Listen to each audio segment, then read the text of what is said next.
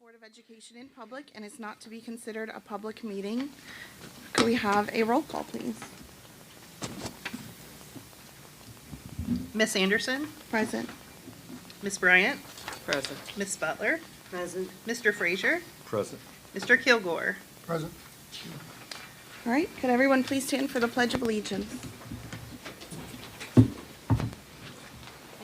Allegiance to the flag of the United States of America and to the republic for which it stands, one nation, under God, indivisible, with liberty and justice for all.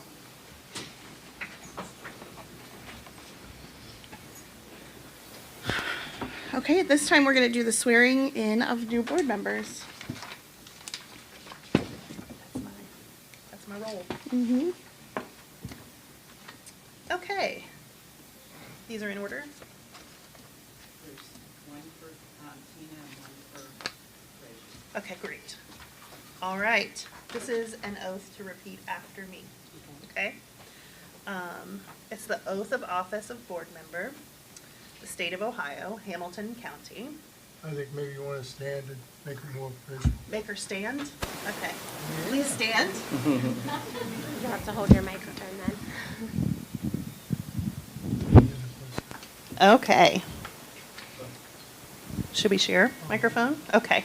So I, Tina Butler, I, Tina Butler, swear or affirm swear or affirm that I will support the Constitution of the United States that I will support the Constitution of the United States and the Constitution of the State of Ohio, and the Constitution of the State of Ohio, and that I will perform faithfully the duties and I will perform faithfully the duties of my office as a member of the Board of Education of the Mount Healthy City School District. of my office as a member of the Board of Education of the Mount Healthy City School District. Lovely. Can you sign here? Pardon?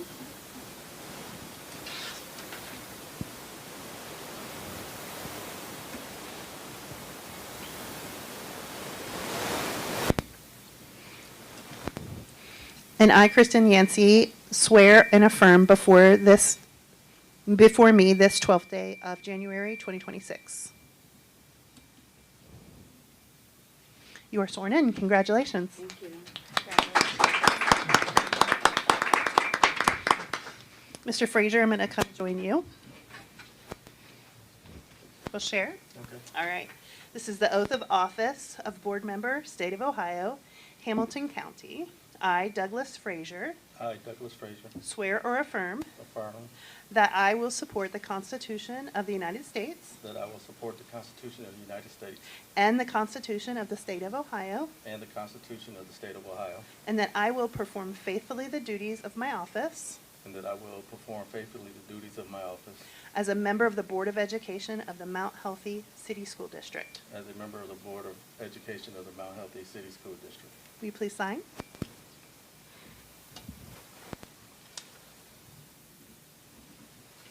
Thank you. I affirm Kristen Yancey before me this 12th day of January 2026. You are now a sworn-in board member. Congratulations. I'll take a handshake. Do Emma and I have to do that? Let's see what my next one says. Oh, okay. You know what they told me to do? I think that we are supposed to. Print them real quick. Sorry. I do have two more here. No, those are for President and Vice President. Okay, thank you. We're going to take a moment of pause. Sorry, Emmett. I'm going to internally celebrate our new board members.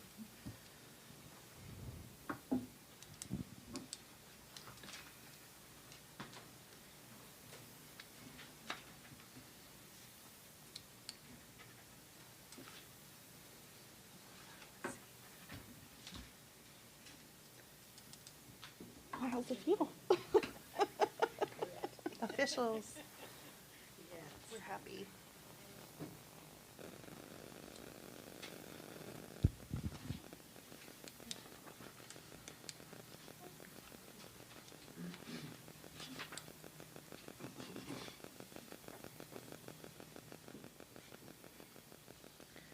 Well, Emmett, do you want to entertain the crowd with cruise stories?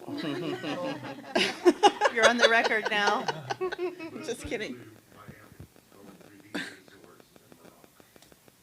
I was just kidding. This official meeting business, we can't actually do that right now.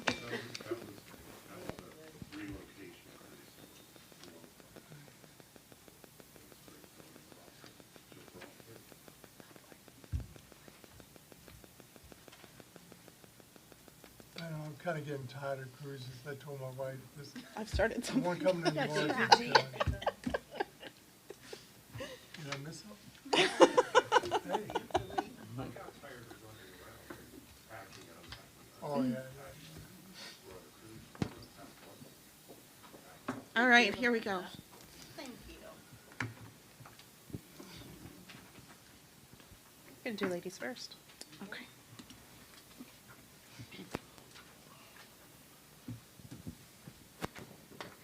Good to share? Yeah. All right. This is the oath of office of board member, State of Ohio, Hamilton County. I, Stephanie Anderson, I, Stephanie Anderson, swear or affirm swear or affirm that I will support the Constitution of the United States that I will support the Constitution of the United States and the Constitution of the State of Ohio, and the Constitution of the State of Ohio, and that I will perform faithfully the duties of my office and that I will perform faithfully the duties of my office as a member of the Board of Education of the Mount Healthy City School District. as a member of the Board of Education of the Mount Healthy City School District. Please sign.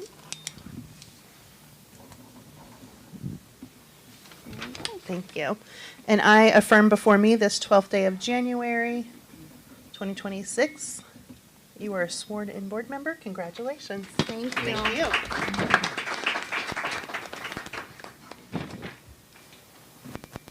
Okay, Mr. Kilgore. Are you okay to share? yeah. Okay. If I can see it. Okay, go ahead. You tell me where. No, my eyes have been blurry all day. Oath of Office of Board Member, State of Ohio, Hamilton County.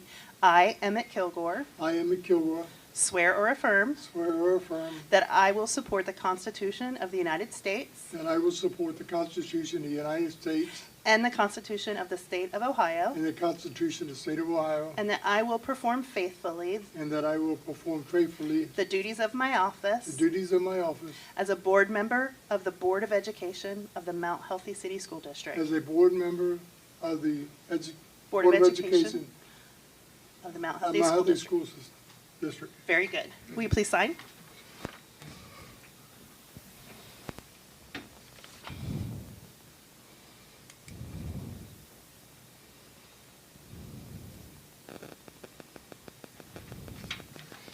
Thank you. And I affirm before me this 12th day of January 26th that Mr. Kilgore is a sworn-in board member. Congratulations.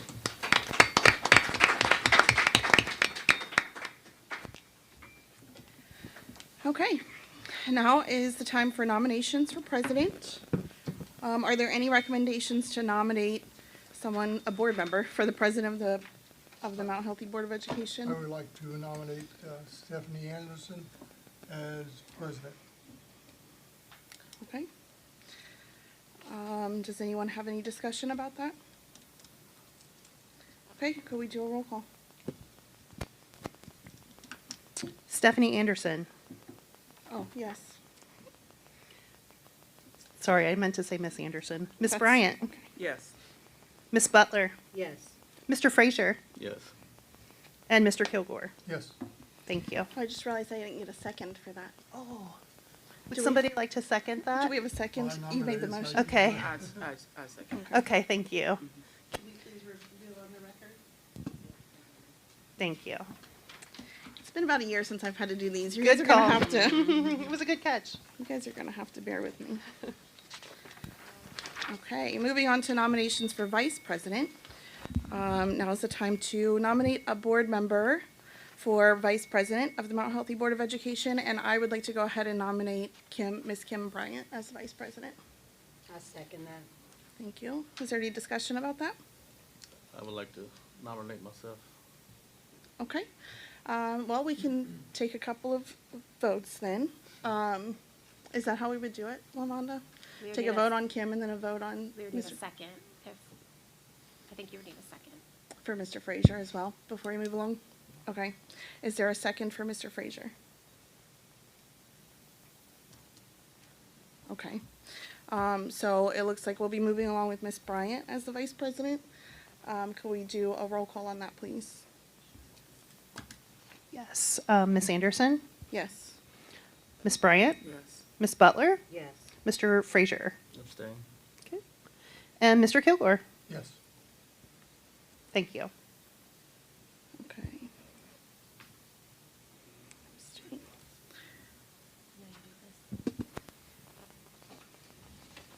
Okay. We will start with Vice President. I'll come down to you if that's okay.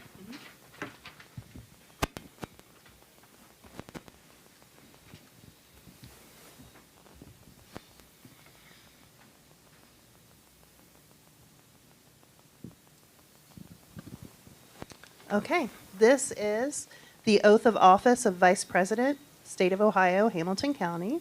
Please repeat after me. I, Kimberly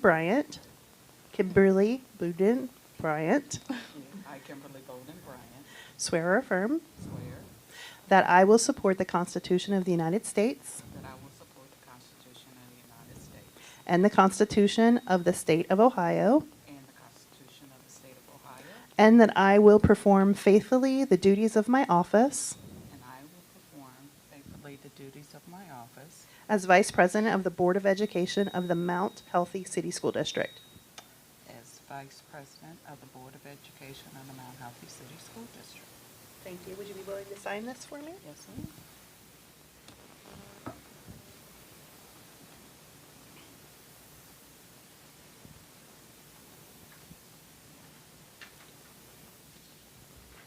And I affirm before me this 12th day of January 2026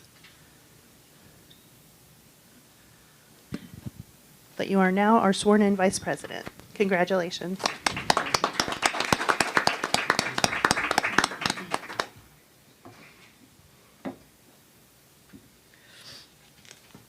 One more time.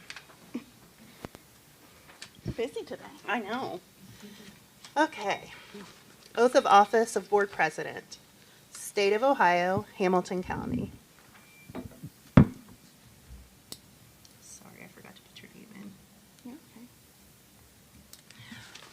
Please repeat after me. I, Stephanie Anderson, I, Stephanie Anderson, swear or affirm swear that I will support the Constitution of the United States that I will support the Constitution of the United States and the Constitution of the State of Ohio, and the Constitution of the State of Ohio, and that I will perform faithfully and that I will perform faithfully the duties of my office the duties of my office as President of the Board of Education of the Mount Healthy City School District. as President of the Board of Education of the Mount Healthy City School District. Thank you. Please sign.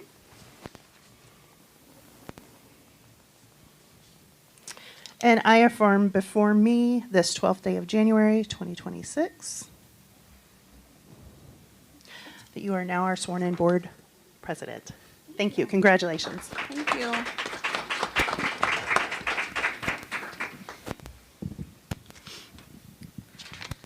All right.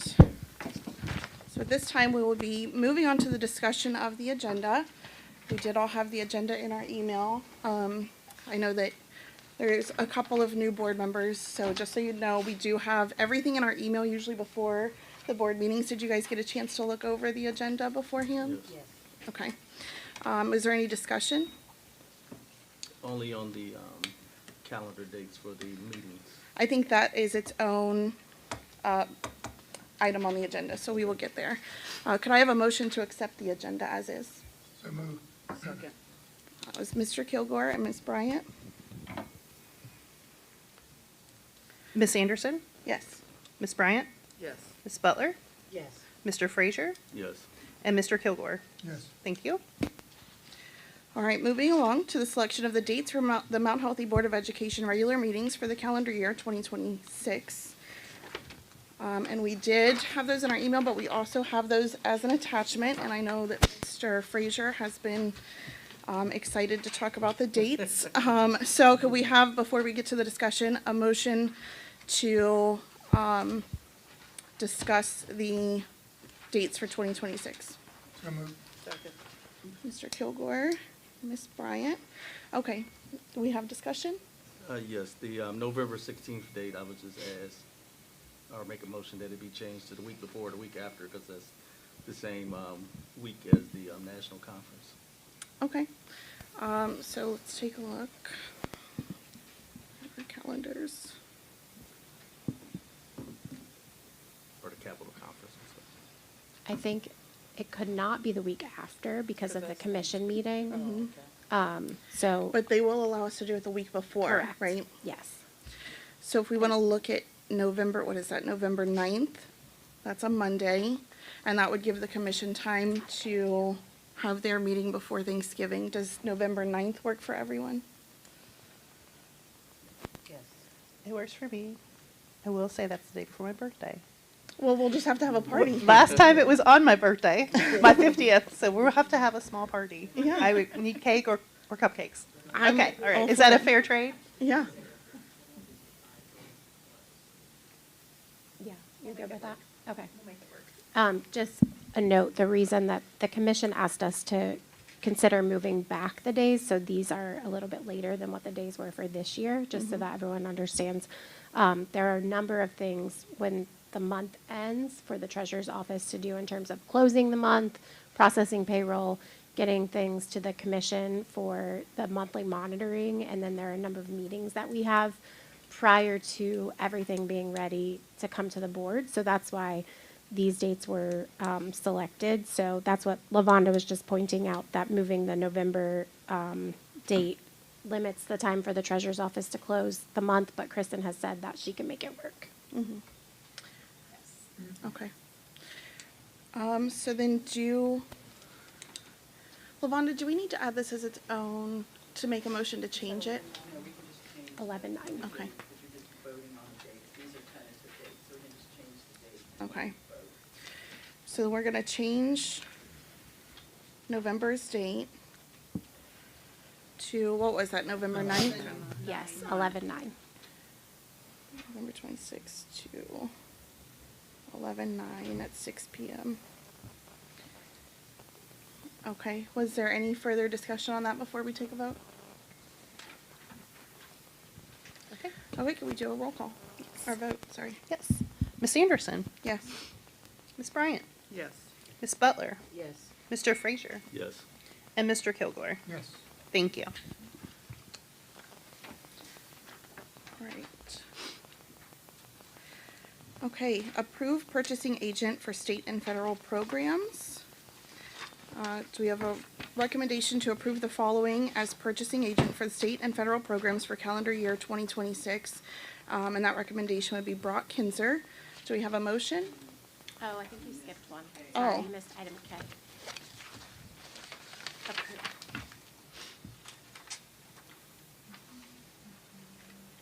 Oh, I did miss it. Okay, sorry, guys. It's been a long year. While Miss Turner was president, I was really enjoying not having to do this. I really kind of let myself go. All right, approve purchasing agents for calendar year 2026. The recommendation to approve the following purchasing agents for the calendar year, Dr. Sarah Wilson and Shayna Berg. Do we have a motion for that one? So moved. Second. Okay, any discussion about that? I did just want to add, we did implement earlier in this school year, in August, the SC view, which is what all of our requisitions go through. So the final approvers for all purchasing are myself and then Kristen as the interim treasurer. So these purchasing agents that you're going to approve are folks who are able to bring purchases forward for their respective departments, but it doesn't change the fact that SC View is still set up for myself and the treasurer to have the final say on any requisitions being converted to purchase orders.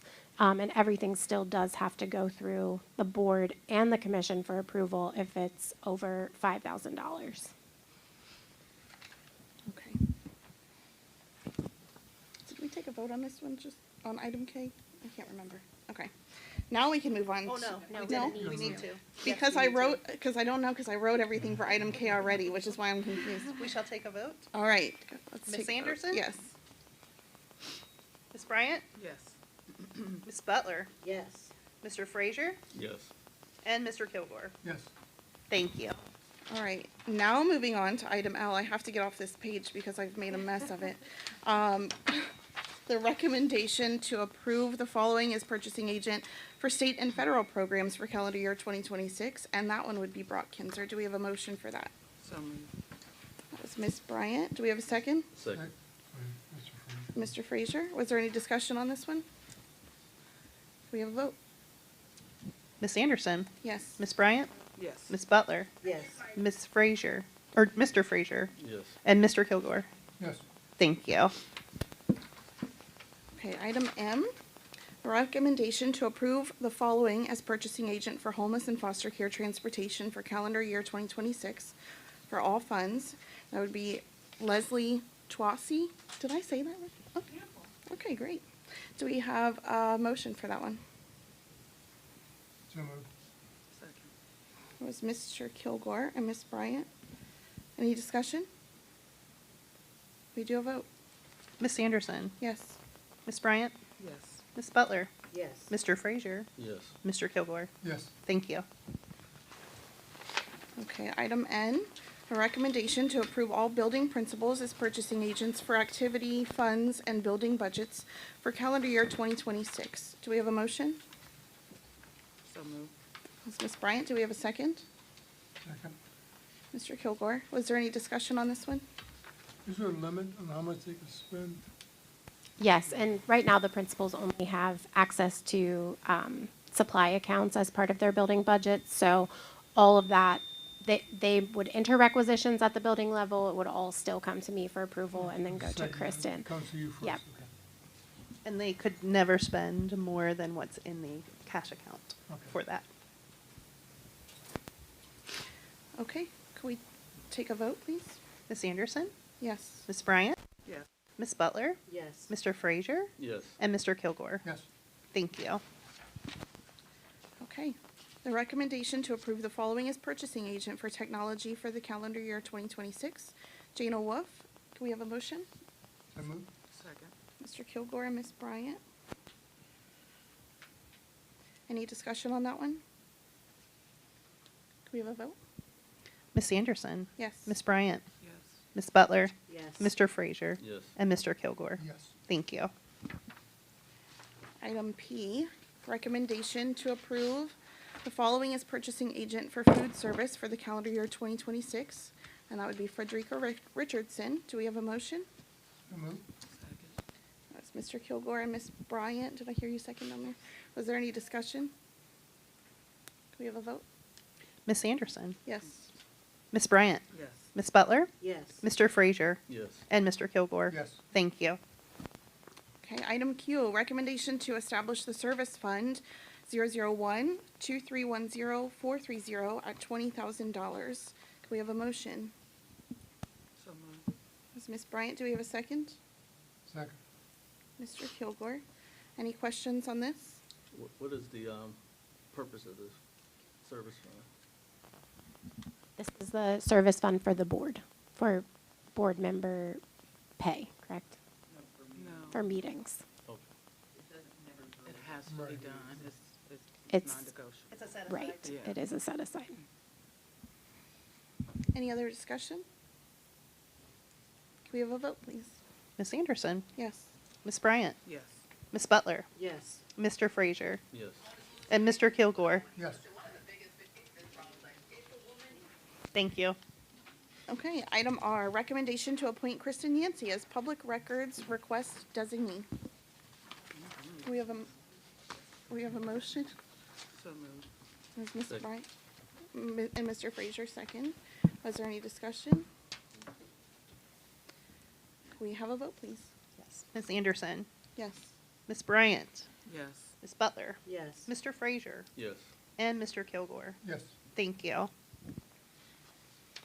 right, item S, recommendation to authorize the following accounts. Do I have to read all of the accounts and the numbers, Lavonda? No. Okay, so the accounts that are listed here on your agenda, can we have a motion? So moved. Second. As Mr. Kilgore and Mr. Frazier. Was there any discussion? Can we have a vote, please? Ms. Anderson, Yes. Ms. Bryant, Yes. Ms. Butler, Yes. Mr. Frazier, Yes. and Mr. Kilgore. Yes. Thank you. Okay. And that ends our organizational meeting, which takes us just straight into another meeting.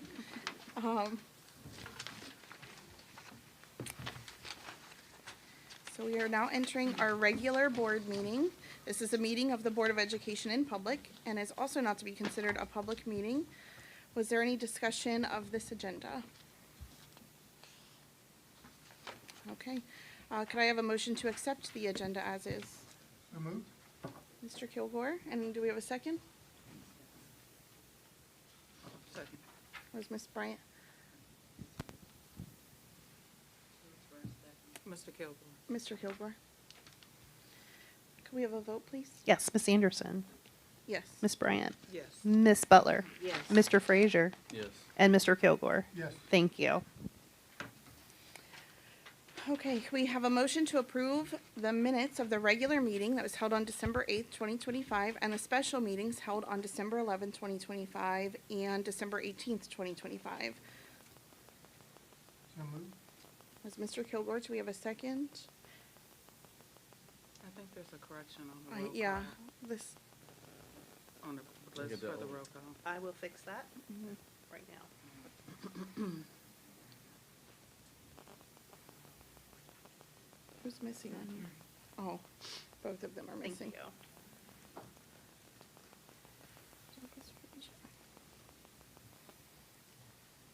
Okay. So we had, Mr. Kilgore made the motion. Do we have a second? Second. That was Mr. Frazier. Okay, any discussion of those minutes? Can we do a vote, please? Yes. Ms. Anderson, Yes. Ms. Bryant, Yes. Ms. Butler, Yes. Mr. Frazier, Yes. and Mr. Kilgore. Yes. Thank you. Okay, moving on to special orders, do we have anything from the Mount Healthy Teachers Association? No report tonight, but I would just like to welcome the new board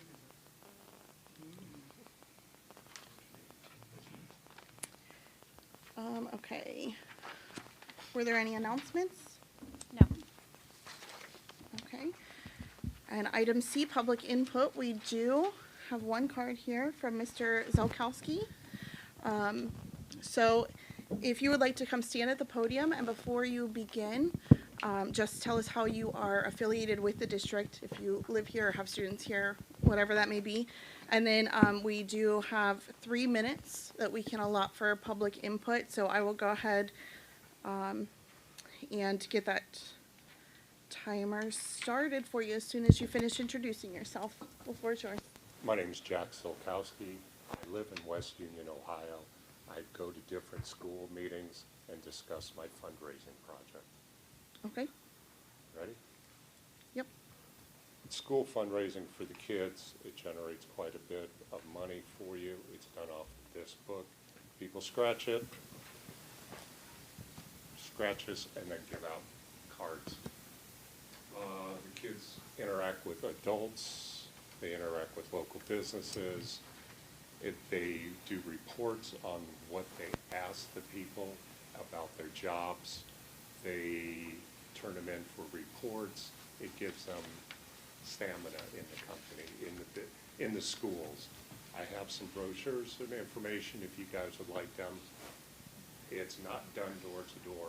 It's done at stadiums, schools, that door right there, anybody that walks in. That's all I really have. Okay. Would anyone like this? Sure. You got enough for all of us? That way we can all look at it? Okay. Yeah. Would anybody here like that?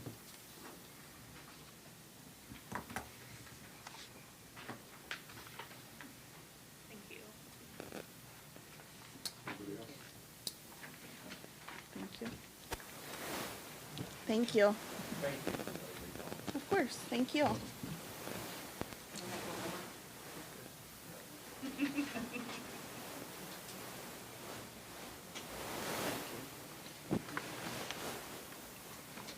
Okay, moving on to item D, and for those members of the audience who do not wish to stay for the business portion of the meeting, now is the appropriate time for you to exit the meeting. Moving on to the Great Oaks report, that meeting is actually Wednesday, so I will have that one next month for you. Legislative liaison report, Mr. Carter is no longer on the board, and he was our legislative liaison. I would like to nominate Mr. Frazier to be the legislative liaison since you were not able to get the vice president position. It is a really good way to stay in touch and informed with the legislative events happening. So if you would like to accept that, we could work on getting the legislative emails sent to you. Okay, yes. Okay, great.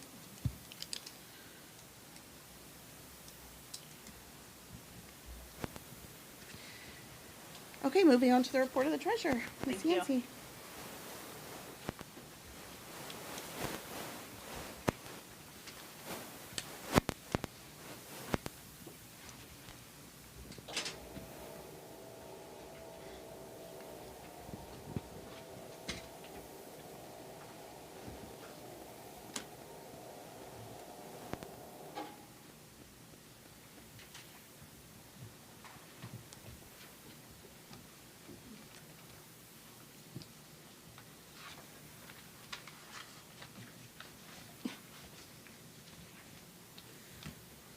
Michael's trying to make us all have a seat.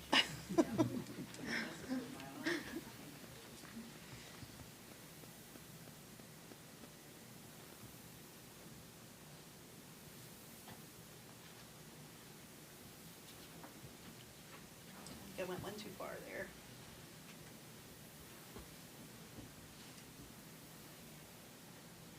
Okay, good evening, everybody. I'm Kristen Yancey. I'm the interim treasurer for the district. This is our financial report for December. So we start out always with our cash summary report. This shows a total of all of our funds, and we organize it and sort it out so that you can have an idea of our sub-funds. And then at the very end, when you review it, or when you have reviewed it, you will find that our fund balance at the end is on the last line. Sorry. Right here in this area, $6,599,031.45. That is our cash summary report. This is our reconciliation for our general checking. This shows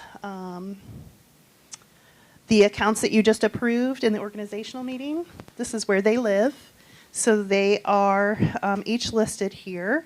This line right here is where payroll and the payroll account and the general checking go back and forth. So you'll see on that pending transfer from payroll in January will happen. So money goes back and forth from those accounts to cover our monthly or bi-monthly payrolls.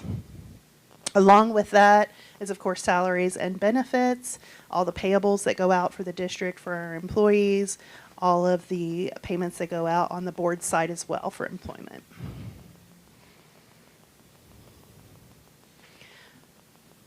Next line is outstanding checks. This amount right here is what I'm waiting to come through from whatever has been sent out in the last typically few months. That's still waiting to process. And then I adjust the balances. You will see that the number here is from our cash summary. Right there. And then below here are the variances that we have. So this variance has been on the books for a long time. This is our variance for this month, which is a positive number, bringing our variance amount less than it was before. So everything that's a variance, I eventually have to do research on to determine how to fix that. I've kind of inherited some of it, so I work with Anna Mary, our auditor of state professional, and it's on our list of things to do. But they have been waiting there for us to deal with it for a long time. So it's nothing that we wouldn't expect. The variances from this month will work out into the next month easily. Our larger number is most likely from way before me, so I have to dig and dig and dig. Or we have to work out a way to just clear it out and make that accountable. Next is our reconciliation for our payroll account. You can see here on this line, that same number from the general fund. Again, this is a pending transfer out to the general fund from the payroll account, which makes this count always go back to 0 right here. These are electronic payments that I am waiting for to come through properly, and these are checks that have been sent out that I'm waiting for to come through properly, and they are accounted here in the adjustments. All right, the next portion is our monitoring workbook. We do this every month. We present it here and we present it to the commission so that we have a full understanding of where our funds are being spent on a monthly basis.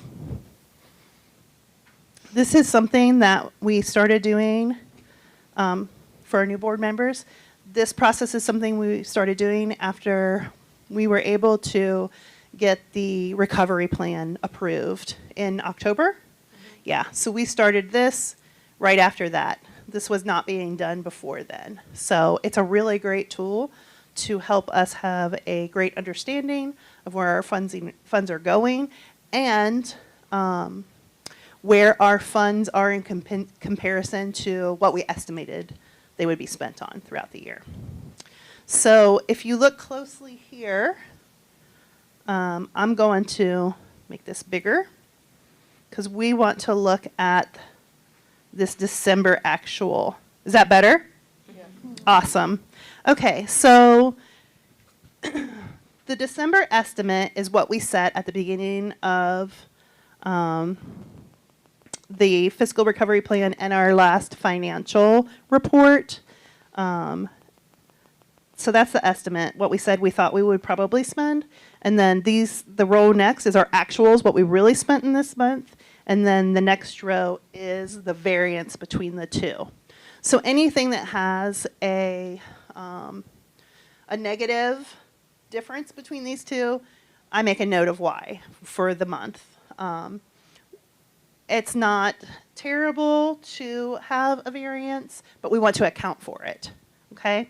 So you can see that our income, our revenue for property tax and tangible personal property has no variance. Our unrestricted grants and aid and our restricted state grants and aid are trending down a little bit. And this is most likely due to a decline in enrollment here. So funding through the schools is based on when students attend. And if our number is going down, this number will go down too, okay? Eventually, we get to the guarantee. So the state has a guaranteed amount of funding that school districts get on a monthly basis. And we've dropped down towards that amount. So this is a little bit lower in terms of revenue from the state than what we estimated at the beginning of this year. Okay? Any questions on that? Explain it okay? All right. This state share of local property taxes is also in a variance. This kind of looks like maybe we got one payment in December instead of two, or it's dipped down a bit lower than it has been across the board. These revenues come to us in a way that's out of our control. We get the money when it is sent by the state or by the county. So that's what that is. All right. Next is our non-operating revenues. This 2.060 is under study right now by me because I didn't write this part of it, and I don't know where we got our estimates from. So we are trying to examine what should be deposited into this account. I have seen some financial detail reports that suggest that it could be like fees, it could be participation, pay to participate goes through there sometimes in terms of a deposit, but I don't really have a consistent answer yet on what should go there. I do think that once our TIF agreement is fully executed, that those funds will go in here. Expenditures. Okay, so you can see this is our personnel services. So these are salaries, benefits. So that's what we pay out to everyone that's employed here. We are below where we thought we would be in salary, but we have a dip up in benefits. At the end of the year, sometimes that happens. But I also know that we have a new payroll system and payroll support, so I think there's an error or two in there that I have to investigate. But I expect that to go back down to normal. I think it's a one-time thing. Purchase services. We watch purchase services pretty closely. We are trending at a higher level than what we predicted. We, in December, paid some end-of-the-year things, too. Like we had a big payment go to Peterman. We had we paid both of our real estate notes in December. Those aren't really purchase services, but those are the kind of things that impact our different fund accounts. Supplies and materials is trending below, which is great. Capital outlay, what we talked about earlier. We only spend that if we have to. So it's obviously trending below. This row right here, principal state advancements, is our payback for the money that we had to borrow from the state. So that's where we account for that on a monthly basis. So there's never any variance for that, clearly. This other objects trending below, and operating transfers out is also trending below. So we're doing pretty good with those. We haven't had any advances out. Unless it's something for like the Early Learning Center,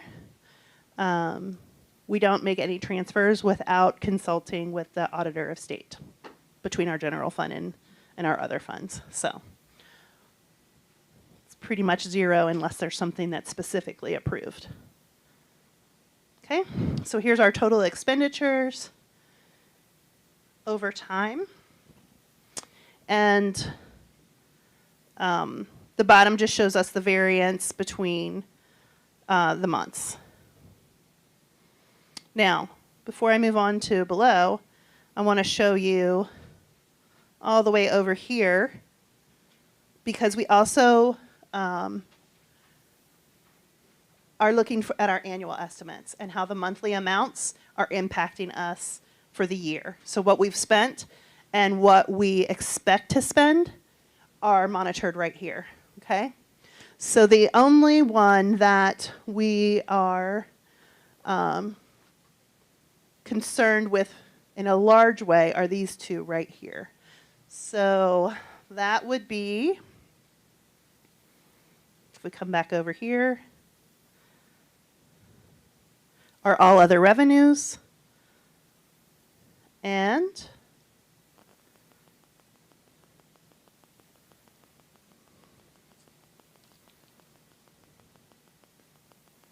are all other financing sources. Both of the ones that I need to do more research on to determine why those are impacting us that way. Although we are watching it very closely, we are trending just about 5% on our purchased services as well. So that's not uncommon, but we want to watch it, and we have already made some plans to combat that increase in spending for the rest of the year. So we are working on that. All right. Overall, we are meeting the totality at a 0.2%. So that is our workbook summary. Any questions? Did everybody go to sleep? When you are bored, when you're looking at this in your own time, you can scroll down to the next page, and this is where I keep my notes of explanation. So that is for your convenience and your understanding. This page right here is where the reconciliations that I talked about already kind of live in this book. So this is just the same data that is represented in our workbook, because we keep track of it too. Also, if there's notes that I have for the information in each month, they are on the next page as well. This is my favorite one, you guys. So this is our fund accounts. And when we first got this, you know, I told you if it's pink, it's a worry, and I have to deal with it. Pink all over. So I like this one because I can see the progress that we've made since August in creating a more stable accounting system and restricting spending, okay? So this shows us the top is the general fund. And the next funds are either student accounts, athletic accounts, grant accounts, anything that's not a general fund account. And we watch all of those. So you can see that those are in good standing and they have funds in their accounts, or it's marked as like a little hyphen, which just means zero. Like I zeroed an account out that really doesn't belong to anybody anymore. These are student accounts, so activities that students do like yearbook, etc. Athletics. We've worked really hard to get those cleaned up. They're looking good. Now we get into grants. So now you're going to see some pink and some red, but I'm going to explain why. So our federal program grants are like Title I, etc., IDEA, B for special education. They are all called reimbursement grants. So what happens is we have to spend from the general fund, and then I kind of invoice the state of Ohio. They approve it, and then they send us our funds back. So these funds are always going to be up and down, depending on where that cash flow has come in. They will not turn blue for these accounts until that whole year is over and approved, okay? So our FY25 grants are still waiting for their FER, their final expenditure reports, to be approved by the state of Ohio. Once they're approved, we'll get this cash sent to us, and then these will be, the FY25 ones will be blue, and they'll be a zero. Unless they have carryover, then they carry over into the FY26 accounts, okay? Our FY26 accounts on here will remain pink until they're done. So the January or February of the next year, but we just keep following them that way. Okay, any questions on that? Sometimes it's super fast. Could be 1 to 2 weeks. It depends how often I send them our bill. I try to do it twice a month, but definitely once a month is now our standard. For the FERs, for the very final one, that usually takes a little longer because they're checking everything because they're going to close that out at the federal level, at the state level, and at our level. So that could take 2 to 3 months. And there's different levels of monitoring. So sometimes you get selected for like an easy monitoring, you're good to go, and sometimes I have to provide additional documentation to support our spending or our philosophy on how we spent the money and that kind of stuff. So that one takes a little longer. So if these FY25s were due December 31st, we had them in early, and they are working on our monitoring right now. I would expect that they would be closed out this month. Yeah, sure. Any other questions? Okay.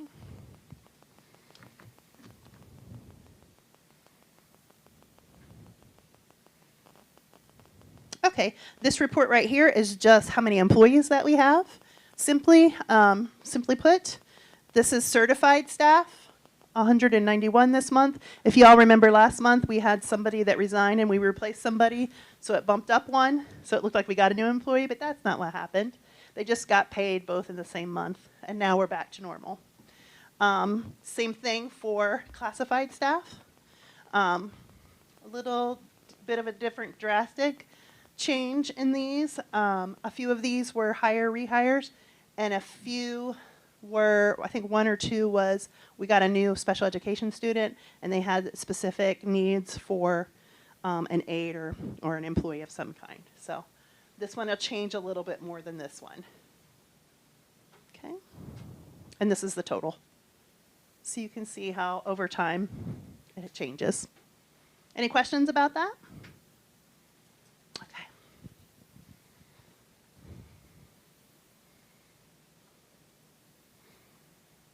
Okay, that's it for this report.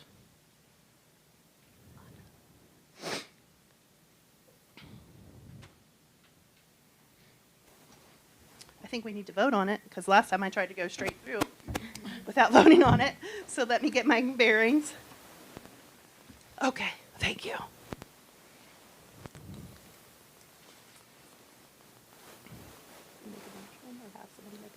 Yep. Can we have a motion to approve the December 2025 monthly financial reports? Mr. Frazier and Ms. Bryant. Was there any discussion on those? And I do just want to point out, because there are a lot of people here that are normally not here, she does present this to us every month. So if you are ever wanting to keep up with what is happening, she does a very thorough presentation every single month. So you can always come, and you're always welcome to come here and kind of keep updated on what's going on. It's very thorough. She does a great job. I'll say I'm sorry and you're welcome at the same time. It's a necessary evil, I think. Yes, it is. Okay, could we do a vote, please? Yes, Ms. Anderson, Yes. Ms. Bryant, Ms. Butler, Yes. Mr. Frazier, Yes. and Mr. Kilgore. Yes. Thank you. Okay, the next one, Ms. Anderson? We have a recommendation to authorize the treasurer, well, actually, you've already, yeah. Yep. So can we do a recommendation to authorize the treasurer to file the tax budget for the 2026-2027 fiscal year? Mr. Kilgore, Ms. Bryant, did you want to talk about that one at all? So we had a hearing before this meeting on our tax budget, which covers July 1, 26 through June 30, 27. It's the second year of the annual budget, the biannual budget. So it's already pretty predetermined based on our levies that are in place, et cetera. So, yeah, does the board have any questions from our discussions earlier on the tax budget? Okay. No. Could we do a vote, please? Ms. Anderson, Yes. Ms. Bryant, Ms. Butler, Yes. Mr. Frazier, Yes. and Mr. Kilgore. Yes. Thank you. All right, moving on to contracts. Recommendation to approve Mount Healthy City School District contracts as presented. Can we have a motion as we're looking this over, please?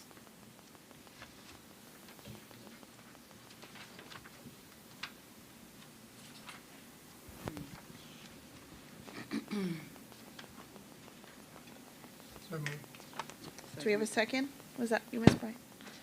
Okay. Go ahead and finish looking over those. Was there any discussion? It's just the four, right? It's, yes, it's this spreadsheet on the next page, and then it carries over just a little bit before the voting table. Was there any other discussion? Can we do a vote, please? Miss Anderson? Yes. Miss Bryant? Yes. Miss Butler? Yes. Mr. Frazier? Yes. And Mr. Kilgore? Yes. Thank you. Okay, item D, can we have a motion to approve the Mount Healthy City School District purchase orders over $5,000 as presented in the table?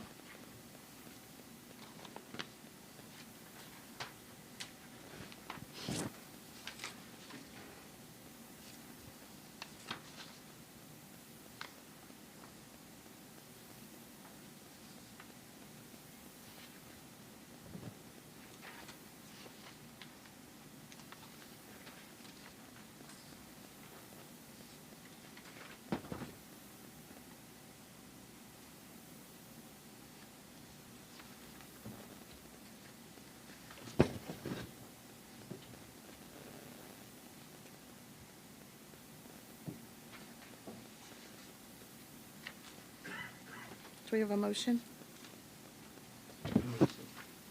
I'm sorry? Yes. Mr. Frazier? And do we have a second, Ms. Bryant? Okay. Is there any discussion on these? I do have a question. There are, let me get back to the page. There are quite a few that are not in the FRP already. Could you explain why they're not in there? Yes.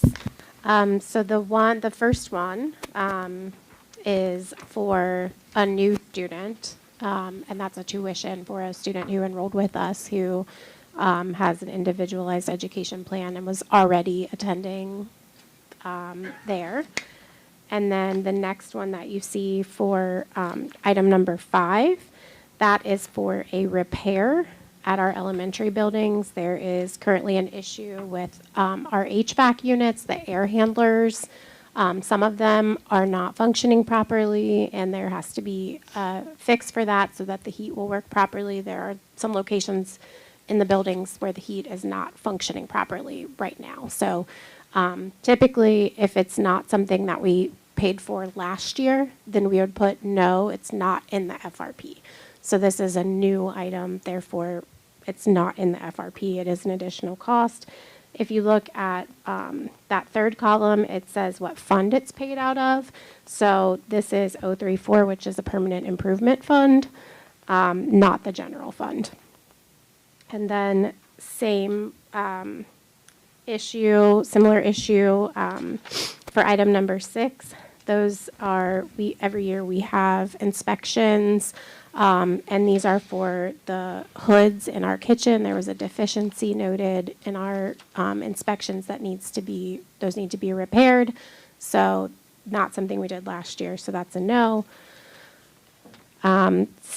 Cisco, this is food service. So food service is not currently a part of the FRP, so that answer is no.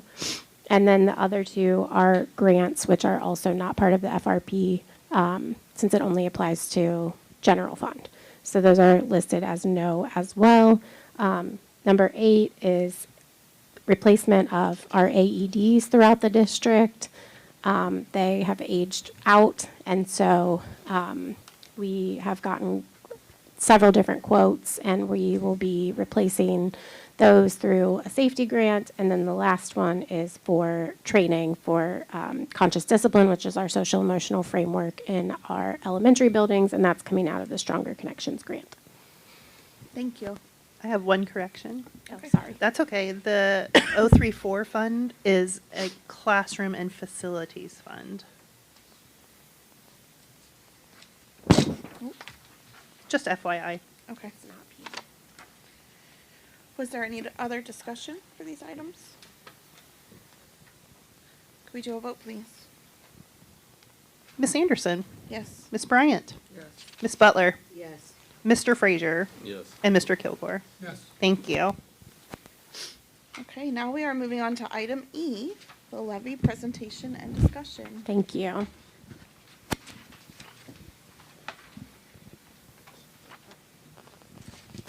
So I think this is our third time. Some of you have had the pleasure of seeing this presentation. This will be 3 times now, but we wanted to present the information again in terms of what the options are for the levy in May that we've discussed, particularly because we do have 2 new members of the board who weren't necessarily here to hear the presentation the first time, and the board will be taking action on this item tonight after some discussions. We wanted to present what the options are again, so that the board members could ask questions and talk that through, and that everyone would be on the same page.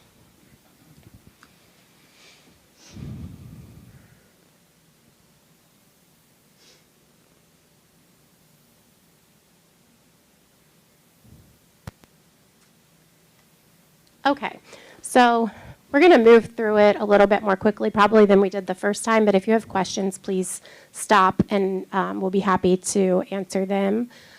So first is just a little bit of background information, which I think most folks are aware of now, but this background information regarding our financial context. So as everyone is aware, we are in a fiscal emergency currently, and we do have a state-appointed Financial Planning and Supervision Commission that oversees all of the actions of the district. Once those actions are approved by the board, they go to the commission every single month. The commission has a meeting as well to consider the items that have been approved by the board. One of the prerequisites, so in our financial recovery plan, we have a section that details the requirements of how to get released from a fiscal emergency, and all of that is in Ohio Revised Code. So one of the conditions of a release from fiscal emergency is the absence of deficit spending, which we'll show you in just a minute and where that is in the forecast, but it's line 6.010. In the forecast, that is the line that shows either the excess of revenues over expenditures or the deficit. So right now, we are projecting some deficit spending for next year that needs to be addressed.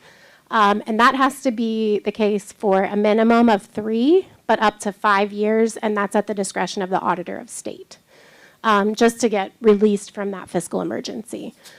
And then I do want to remind everyone, our current forecast, which is our fall financial forecast, which was presented September, it does not include any step or base increases for our staff. So our teachers, all of our staff in the entire district are currently on a pay freeze. We have not done a step increase or a base pay increase for any staff in the district this current year.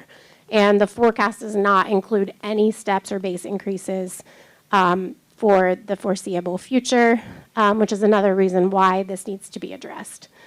We have been operating with the same millage from our levies for over 20 years and just no longer have sufficient revenue to meet our operating expenses based on that. This at the bottom shows how much we've lost over the course of our biennial budget because of Columbus cuts. So every couple of years, the state legislation comes out with a new budget for the state, and they either give us funding or reduce our funding. And so what we've been seeing, the trend that we've been seeing is reductions to our funding. And so right now, this is where we're at in terms of the upcoming 2 years for our budget based on what the state legislation has decided to do with their budget. And then they also have decided to give schools some performance supplements. Unfortunately, that's all based on the report card, so we are not getting a performance supplement at this time.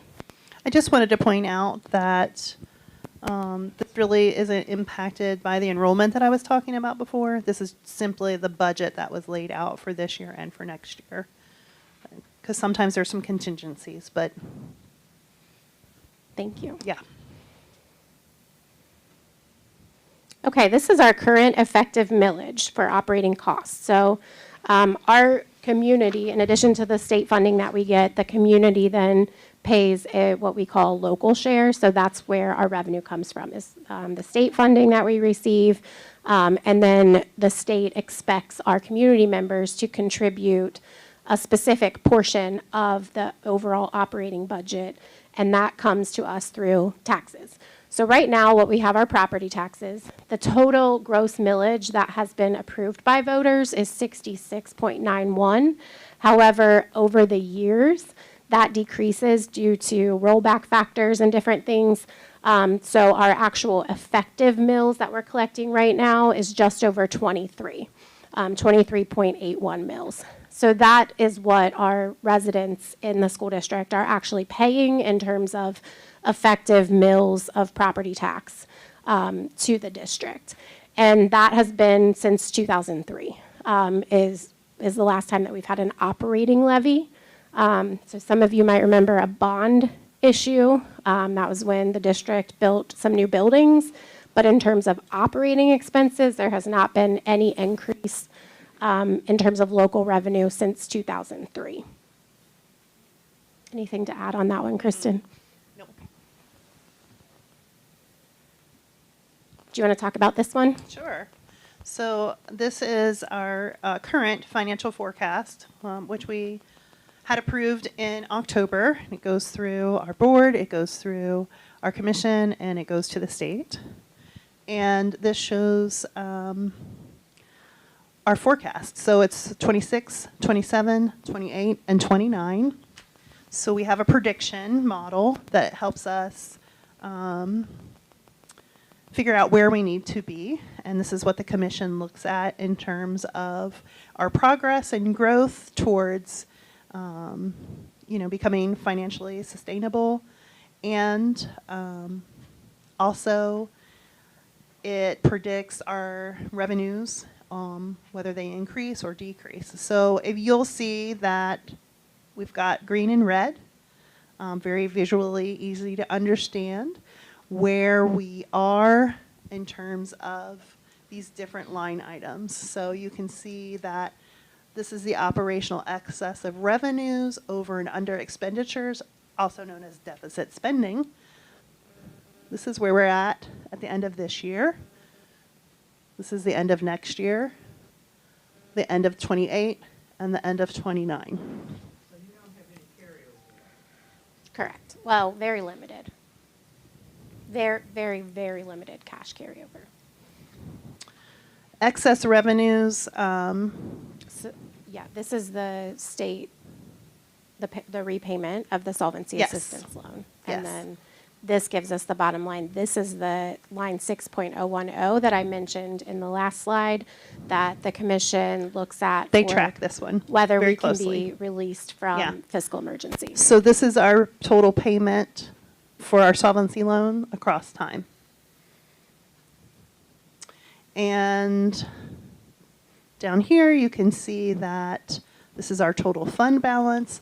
This is where you'll see more carryover because this does not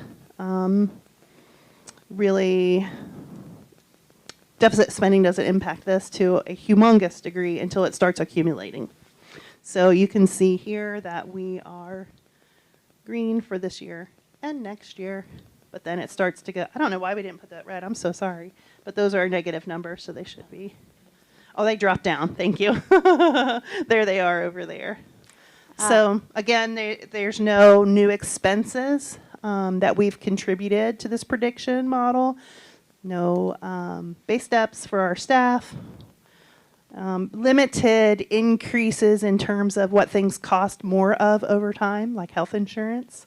we do add that to the mix so that we can try to prepare for those costs that we know that are going to increase. That is embedded in there.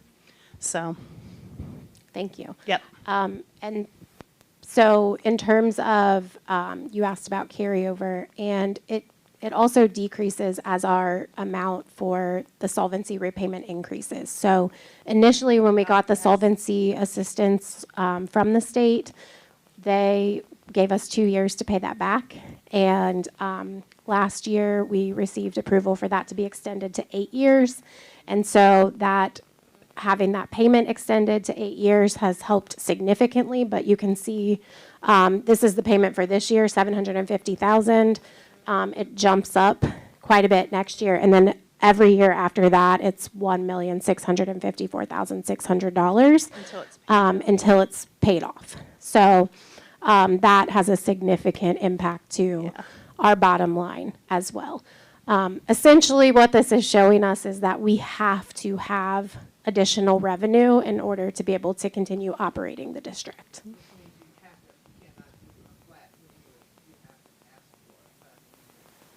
Correct. Yes.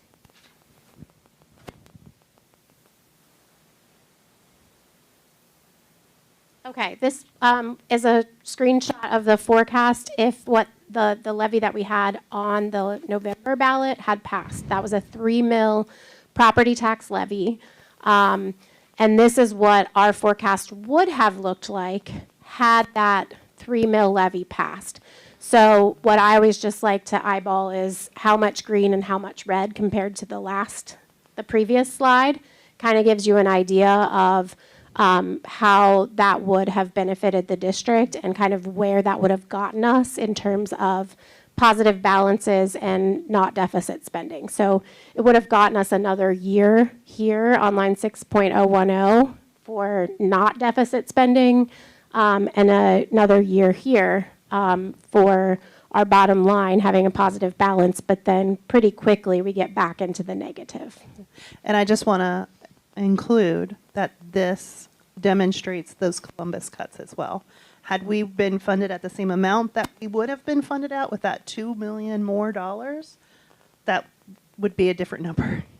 That would definitely be a different number. So because of those cuts, that put this even more in a vulnerable place. You may have said it, but I didn't catch it. What's the rationale for the cuts and not reimbursement? So that's something that's decided at the state level through our legislators. So every 2 years, they do a new budget. So the one that we're on right now is in year one of they call it the biennial budget. And you get what you get. You know, there's not a lot of control that we have over that. So their rationale, I can't speak for them. But it did impact us greatly and our neighboring districts too. So if we don't get the levy, what would happen? We haven't gotten there yet. Somebody said, and I just spoke kind of, would y'all have to merge? That's not really something that we've discussed as a situational reality. Not at this time. Not at this time. Mm-mm. But we did indicate what $3 million was based on $100,000, what that addition would be. Correct. Yes. Yes. Yes. For the property tax option, yes.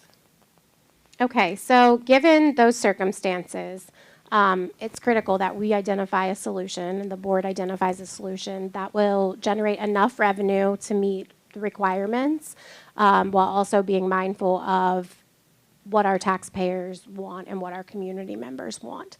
And so there are some key considerations there that we discussed back in December, the first time we gave this presentation in terms of financial need. Our voter trends, we've had this property tax levy up 3 times now, starting last November. So we had it in November and then May, and then again this past November. We did come the closest to passing this past November that we have in the other elections. How close did we get? 271 or 269 votes away from passing, so we were very, very close. But there is some community sentiment around property taxes that we just have to be mindful of. So we did present two scenarios, and this was the first scenario. It is a 5.95 mil property tax levy. And again, as you can see, looking at line 6.010 and then our bottom line, this puts us in the green for the entire financial forecast. It gets us pretty darn close to out of deficit spending for FY28. And then we would still need to be looking at this amount for FY29. And we hope to have some favorability at the end of this forecast that will help positively impact that. But even with 5.95 mils, which we feel is like probably the absolute highest tolerable amount in terms of what we ask our taxpayers for, we would still have a little bit of work to do to fix 6.010. We'll show you. Great question. So this is what that looks like for $100,000 all the way up to a $250,000 home. It shows you the annual cost and the monthly cost for 5.95 mils.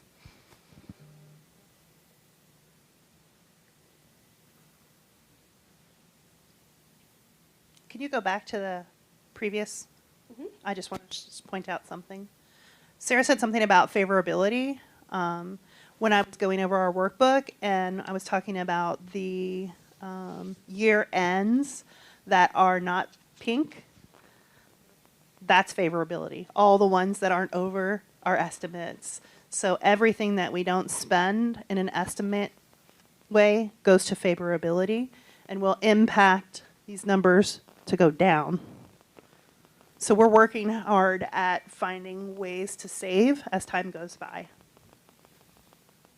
Okay. Thank you. And then this was the second scenario that we discussed. And this is something that's new to our community, although it is pretty widely used across our state. This is an earned income tax. So whereas we talked about the millage and how much our property owners are currently paying in their property tax to the district, this would be only on earned income, and it's 0.75%. So that's just wages, does not impact retirement income, Social Security income, just wages only. This generates, it's pretty darn close to the same. It's about $200,000 more than what the 5.95 mils would generate, but it's pretty close in terms of revenue, and it does get us again into the green for the entire bottom line all the way through FY29. It does give us an additional year here of not deficit spending, and then it does reduce this amount a little bit on line 6.010. So that means in 29, not in 29, so that means in 28, fiscal year 28, you would have to go out for another budget. Potentially, or make more cuts. So we will continue to adjust the forecast. It gets done twice a year. So we'll be doing another one actually in February. We'll do an updated forecast, which will show some different numbers based on actuals to this point. And so there are lots of changes that can happen before we get to FY29, including we'll have a new biennial budget from the state. So depending on who the governor is, who our legislators are, that could look different in terms of state funding too. We don't know. Are you allowed to encourage folks to vote for only those legislative folks who support public schools? I wish. We are not allowed to encourage We that. can't, but you can. You can do what you need to. I also want to point out, in reference to your question, that the more favorability that we have this year, that plays out all of those years. And the earlier that we can do it, the more impact that it has, because it's savings over time. So, yeah. Also, the amount differentiation, I want to explain that a little bit. It's my understanding that the income-based is in 0.25 intervals, so they can't match it exactly. You get a 0.25, 0.5, 0.75, all the way up to whatever, so that's why it is set like that. And that's why we send it off to the state to get their feedback on exactly what it will be, which we have done.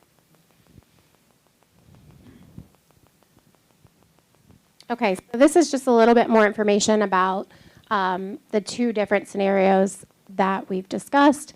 The first one being the 5.95 mil continuing property tax. This just kind of, again, goes over what the annual revenue is from that and who primarily pays that. That is would be all property owners, and then obviously renters indirectly.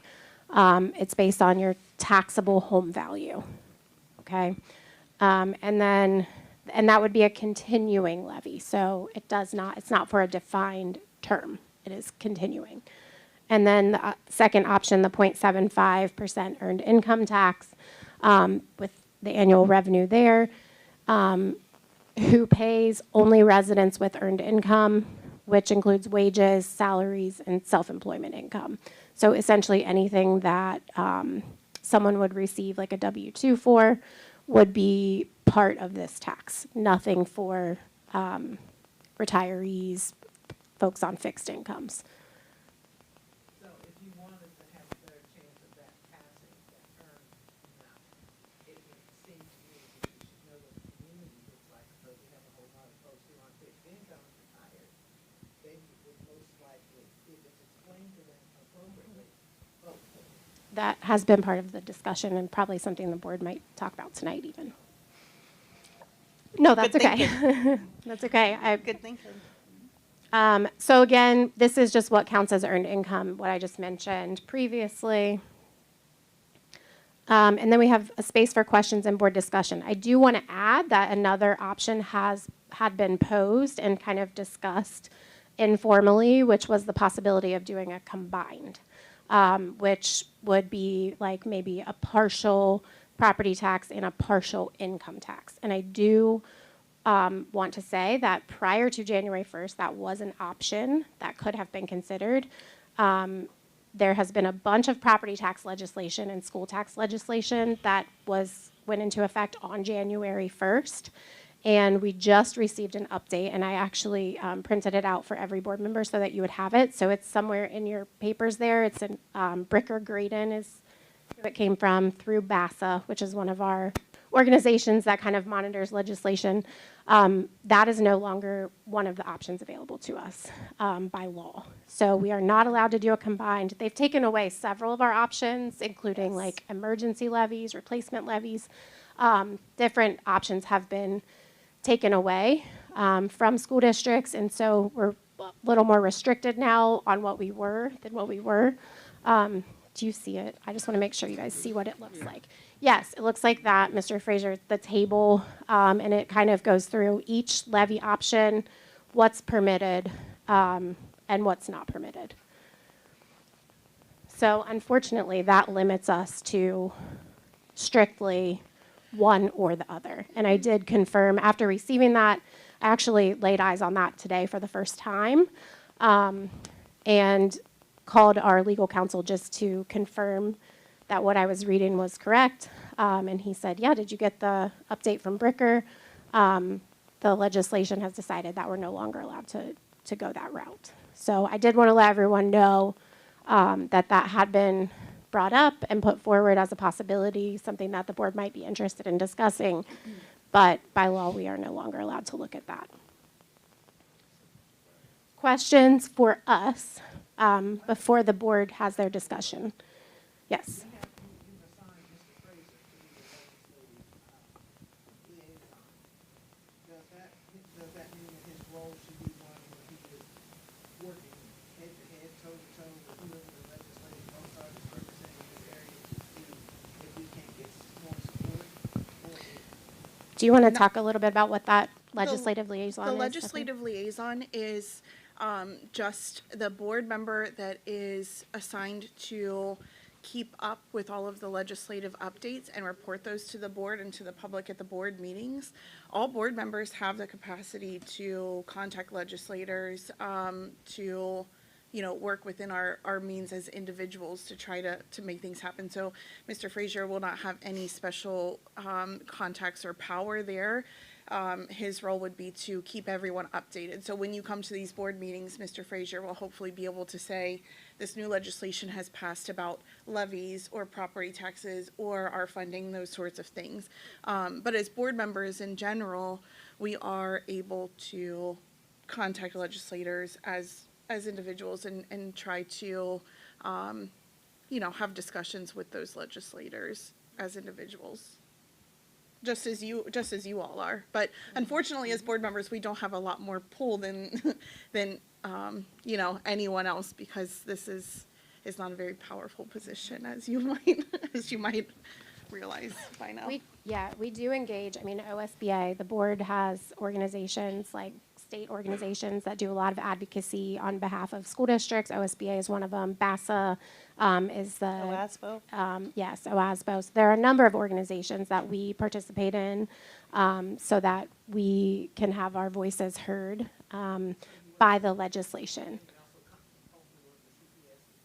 I work with superintendents across the county and across the state within those organizations to make sure that we're putting forth our voices about what is best for our school districts. And then same with Mirrors treasurers for the groups treasurers, too. as well. Yeah. Yes. No problem. Someone else had a hand up, I think, in the back. Yes, Ms. Harris. On the slide where they had the $2 billion reduction from the state, there was a section in there for performance. Why wouldn't we get anything for performance when we increase our graduation rate with the culinary arts school and everything? And what is the criteria there for the performance for us to go on? So it's a specific number of stars, and it's a specific amount of progress. And so I can tell you one example of a district who did get it is Indian Hill.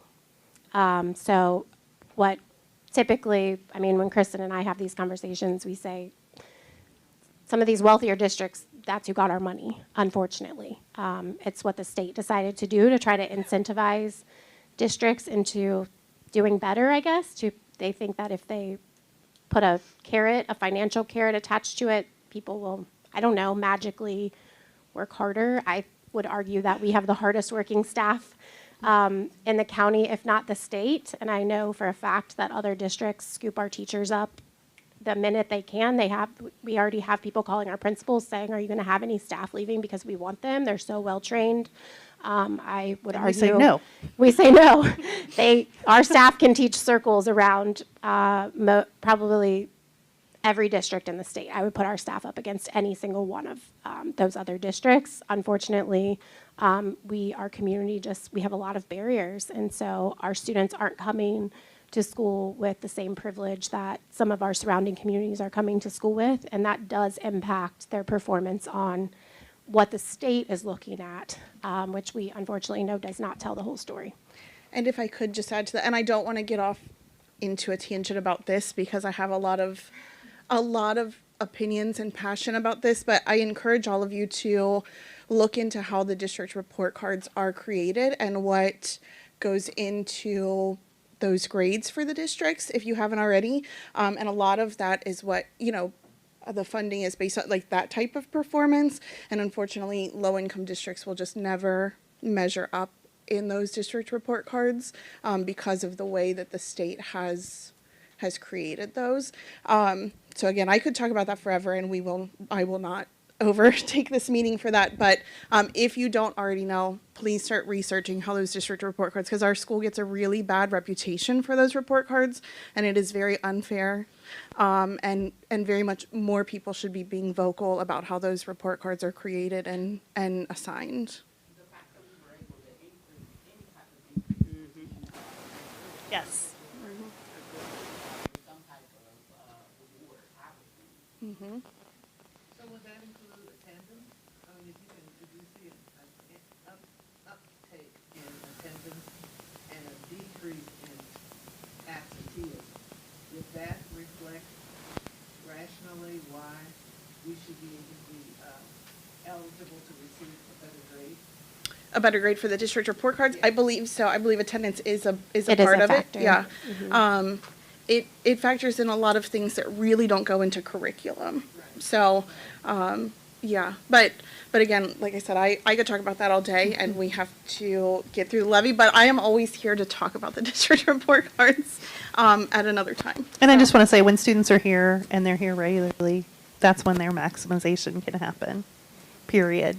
And that's going to impact all kinds of stars, whether it's the ones on the report card or otherwise. All right, so when kids are here, they're engaging with our staff, they're growing on all kinds of levels. Anything else before Kristen and I take our seats so that the board can discuss? I just, can we put together a interesting list and a consultant, look at the students' family members, making sure that they are going to the polls and know when they're having, kind of even analysis of how many students and families that are registered to vote? We have, there's we're very limited on what we can and cannot do in terms of a levy campaign. But we have looked at those numbers, yes. Yes. Okay, thank you so much. I'll just add quickly, last month in December, the board did pass 2 resolutions of necessity so that we could send both the property tax and the earned income tax to the appropriate entities to get them certified. So the board has in front of them both a resolution to proceed for whichever option they choose tonight is in front of them. So once the board decides which one to go with, they would sign that resolution. The commission, it would then go to the commission next, and then we would submit everything together to the Board of Elections to get it on the ballot in May. And the timeline for that is that it has to be done 90 days prior to the election, which puts us around February 4th. Thank you. Okay, I'm gonna turn the lights on, everybody, so don't be shocked. Oh, Michael! Why isn't it the same size that's on? We're gonna discuss that. Okay, just opening up the discussion for the levy at this point. I do want to say that our retirees make up about 60 to 65% of our voters, at least for the most recent election. The 60 to 65% of the voters were retirees. So we did have a lot of discussions around the fact that the earned income tax will more than likely pass if we do it, because we have so many retirees voting. But if you look at that number, this is my personal issue with it, and I am a team player. More than anything, I want everybody to kind of be on the same page more than my personal opinions. But my personal fear, just to put it out there, is that when we have 60 to 65% of our voters voting for something that they don't have to pay, and we're getting more money from that earned income and putting more money on that tax to 30% of the voters, that feels unfair to me, because I do also care about our working families. And we do have a lot of income households, 2 parents working, sometimes 2 parents and a child in the home, an adult child in the home working, trying to live in a multi-generational home and make ends meet. And if you have 2 to 3 people in that home who are all paying this property tax, all paying $400 to $500 a year, that is significantly higher than one household paying $400 to $500 a year. And again, I want to see this pass. So if the community is on board with that and that's what's going to pass, I would never put up a fight for what the community wants, but I just feel like we have to have that discussion and know before we approve that it feels right to approve the multi-working families having that burden. Because for me right now, I haven't been convinced that feels right, So that's where I would like to start the discussion.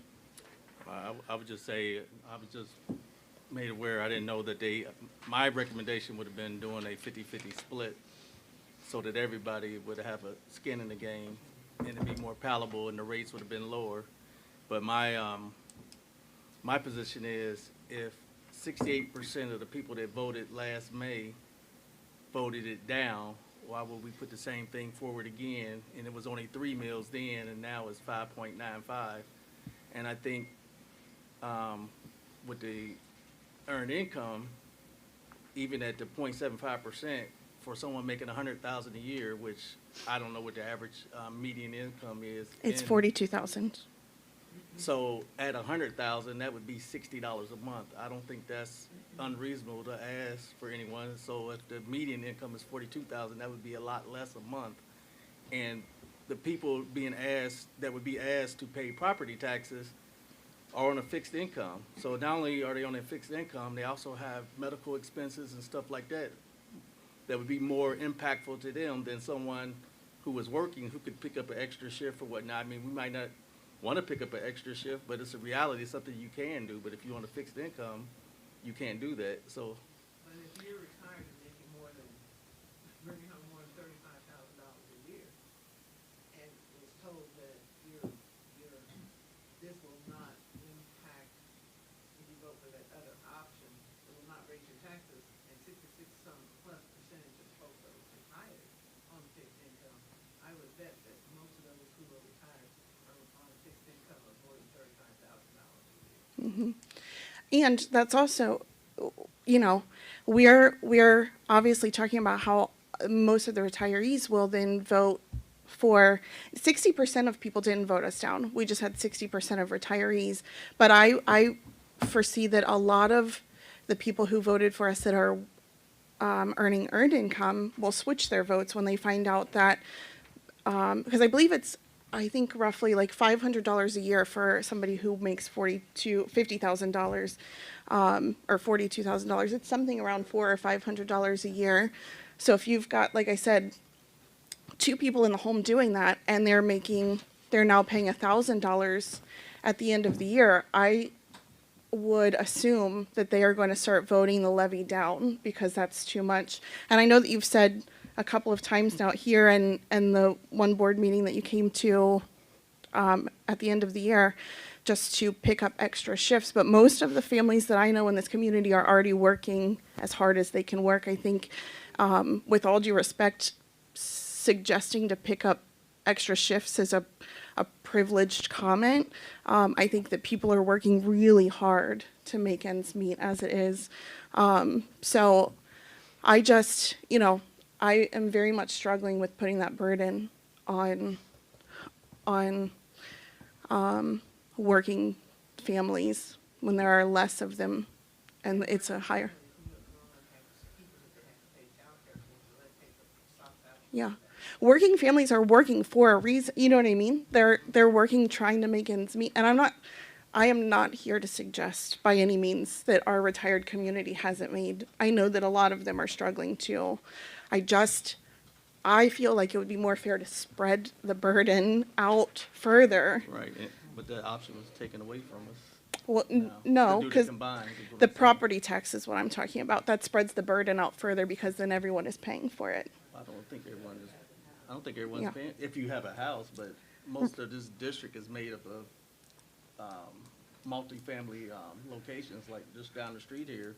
I mean, there's probably 300 or 400 residents that live in that apartment complex there that don't have any skin in the game. But when it They comes to do. the retirees or whatnot, I mean, it's from talking to my constituents, they feel like, I don't have any children in school, I don't have any skin in the game, so why should I be willing to pay this tax where you got people who live in multifamilies can vote for a tax for people who own a house to pay, but they don't have to pay anything. I don't know, and I'm not here to assume, I don't know if you've been a renter. I was a renter in this community until about 7 years ago, and we do pay property taxes when you're a renter. It gets put into your rent, and your rent increases every year with the property tax. The landlords are not, and the apartment owners are not eating the cost of that. Rent increases pay the property tax. I mean, I don't know, I haven't been a renter in a while, but Yeah, don't I was. recall I when I can did move. I can speak very clearly that it gets put into the rent. So I just did the calculation real quick. So for $50,000, it's $375 a year. So I just wanted to So it's 400. let you know. Okay. And then I did want to share, and I apologize because I meant to share this during our presentation. We did have a community listening session last week to try to get some input from our community members prior to the board taking this vote. And so I wanted to share that we did have a good turnout of supportive parents and community members at that session. What we heard was that the earned income tax was preferable. Now, there were, I think, 5 or 6 families were probably represented at that session, and they did say they'll support the district either way. They're going to, these are folks who are supportive and engaged and are going to support the district. But that was the preference that those folks spoke about that evening. Dr. Wilson, what were those figures again, and how much would that be a month? For $50,000 income, earned income, it would be $375 a year. So 375 divided by 12 would be $31 a month. And then the way school district income tax works, it's taken out of every paycheck. So if you get paid twice a month, then you would say approximately $15 a paycheck is what that would look like. And then if you compare that to the property tax, on a $100,000 home, it was around $20 a month. $17.33. Yeah, for monthly for a $100,000 home. Now, what's the average home value? I mean, I know we're doing the baseline value of 100,000, but we all know that the county is over-assessed property value, so probably the average home value is probably closer to 150, 200,000 a year. I think at this point, it's probably over $200,000 a year if you actually are looking at average, whereas median income is around 43. Can I just ask like an audience participation question, which may not at all affect our votes? I just kind of want to know because I actually do care about what everybody else wants. Can I just see a show of hands of people who would prefer the property tax and people who live in the district only? Sorry, the property tax. Which one, choice 1 or choice 2? The property tax, just Asking the which first one? one, the first One one, based on your house. based on house alone. Okay. Okay, you 3 back there? Okay. And then just Mount Healthy residents, or I guess I should say school district residents, the earned income tax, can I see a show of hands? Okay. That's a pretty clear, As a board member, I shall abstain. I feel that our hands are tied. The levy is not going to cover our expenses. We've run that 3 times, and now we want to almost double it. I think our chances of getting that passed are slim to none. We are here to try to save our district and have resources for our staff and our students. I think we need to go where we have more revenue to cover more expenses so that we don't have to make initial cuts in the next couple of years. We see that we will eventually have to make some changes again, but we are at least out of the red for the near future. And we have more time to strategize how we're going to cover those last few years. yeah. I know it doesn't seem fair, but who knows? The senior citizens might not come out to vote because they have nothing to lose. They might not even come out. They come out maybe before, I can't speak for them, Yeah. but they might come out because they didn't want the tax levy. It's like, well, this is not going to affect me if we do the income. Why am I going out to vote? I don't care, But we don't know what the turnout will be. That's the problem. But I'm just saying that that's a possibility too. Can you guys all make a promise that you're going to go vote at least? Yeah, Michael. Yeah. At that community meeting, I know the parents in the back there, we also talk about that. Our parents are the ones that have the skin in the game. It's their kids who are, being affected by all of this. So the income tax seems a better choice because of that.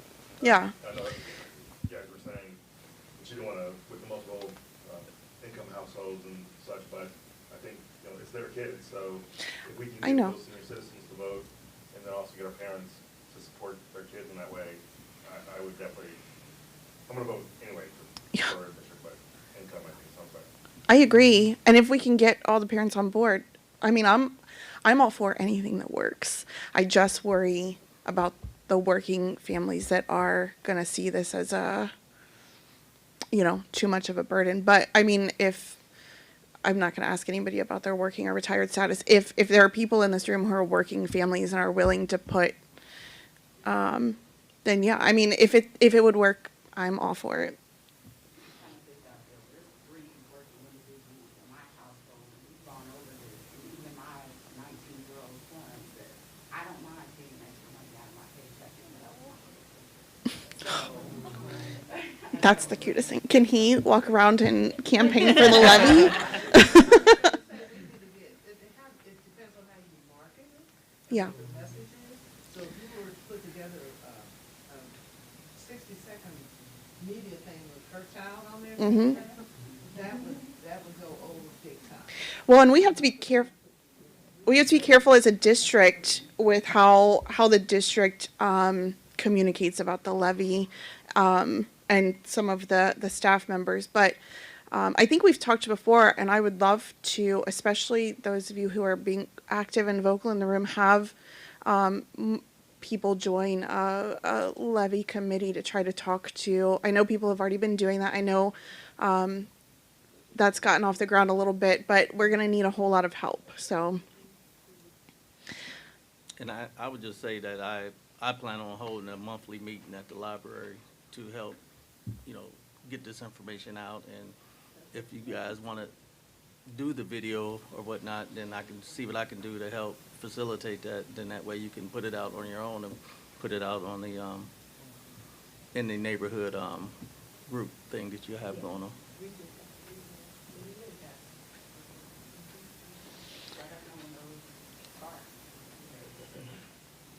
Getting a young person would stimulate the younger folks to go to the polls. Mhm. A retired person is gonna stimulate the retired folks, they don't vote, the younger ones now. Mostly older people vote anyway. It's those young folks that Mhm. you're gonna have to get. That's exactly what I was gonna say. Yeah, It seems like the yeah, but senior we do this all the time, me and her, so I have to say it to her. But what you're gonna have to do is get them to vote. Not they gonna go to vote. Mhm. vote. But the younger people is the ones that, that should be a target. yeah, that should be your target. Mhm. 18, starting at 18, and targeted where your, let me just say that. I'm not gonna do it. So anyway, yeah, that's what you have to do. Yeah. And you probably have to send things home to the families and encourage them to encourage somebody else, to encourage, and that's the domino effect. Mhm. And it's not my education, I'm done and finished. It's your kids, you gotta fight for your kids. Mhm. Now, if you ain't willing to fight for your kids, don't ask nobody else to fight for them. I agree. Don't ask nobody else to pay taxes for your kids when you're not fighting for your kids. That's where it's gonna start. But it don't start with you, but I'm just saying. Yes, it does. Yes, it does. Now, we older folks have grandkids too. Right, Mhm. yeah, you But gotta fight all for my kids them. graduated from Mount Healthy High School. Yeah. And I'm proud of it. Yeah. Well, I mean, I have been swayed, I suppose. I can't fight the popular vote. So I think I was the only one fighting the way that I was fighting, it seems like, in this room. Oh, Emmett? Well, what do you think, Emmett? Do you have any more thoughts, or do you think that we should go ahead and take a vote on the property tax levy? I think, Or sorry, I'm sorry, on the earned income tax levy. the income tax, I think, that's the way to go. I think, the voters will vote for that. You got a lot of elderly people, it's pension dimes and stuff, so they're not gonna go with the property. Yeah. Ms. Butler, did you have any thoughts? I agree. Okay, yeah. So the resolution, the one that at the top in bold, it says earned income tax, kind of a third of the way down. it says a resolution submitting to the electors of the school district the question of imposing a school district earned income tax. I'm looking at the wrong one. Okay. And so we would just need, Stephanie, I think you would just need a motion. To add it to the agenda and then a motion to vote on it, correct? Correct. Okay. So first, what item would this be? This would be, I think you Item- can still do it under E it and would just be E1. make a motion to vote on the resolution. Oh, so I don't have to add it to the agenda? Because we Lavonda? have- A motion to vote on it though, but not a motion to add it to the agenda? Oh, both. Okay, that's what I thought. Okay. So first, can we do a motion to add the resolution for the earned income tax to the agenda? So moved. That was Mr. Frazier Second. and Ms. Bryant second. Now this is a vote just to add it to the agenda. Could we have a vote, please? Ms. Anderson, Yes. Ms. Bryant, Yes. Ms. Butler, Yes. Mr. Frazier, Yes. and Mr. Kilgore. Yes. Thank you. Okay. I'm sorry, I'm updating my agenda.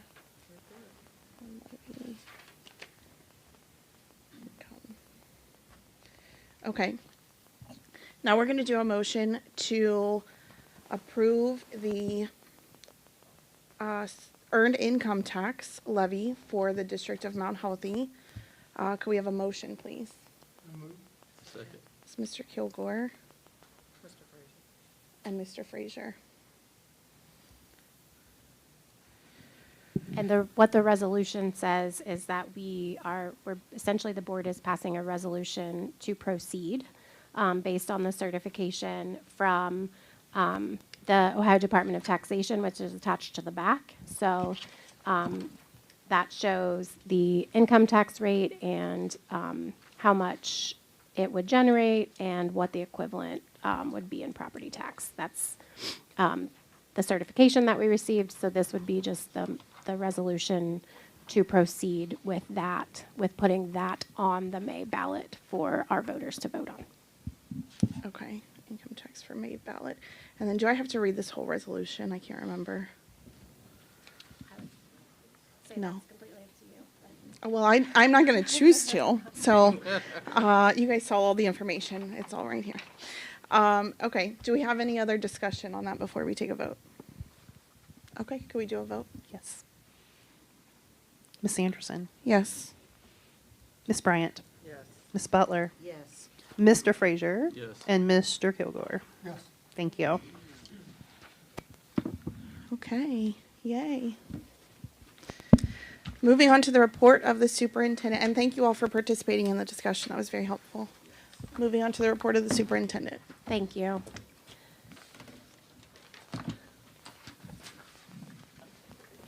Okay. I know. First, January is National School Board Recognition Month. So I do just want to take a moment to thank our school board. They do important and hard work, and they do it publicly, which is not easy. But every decision that happens in our district has been touched in some way by these elected officials.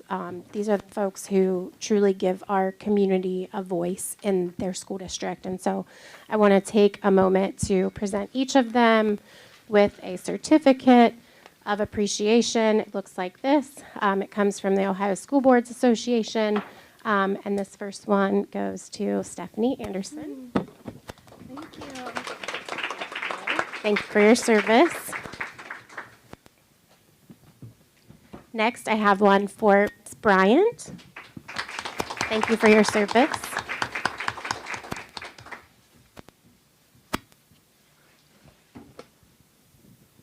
Then we have Ms. Butler. Thank you for your service. Then Mr. Frazier. Thank you for your service. And And last but not least, Mr. Kilgore. Thank you for your service.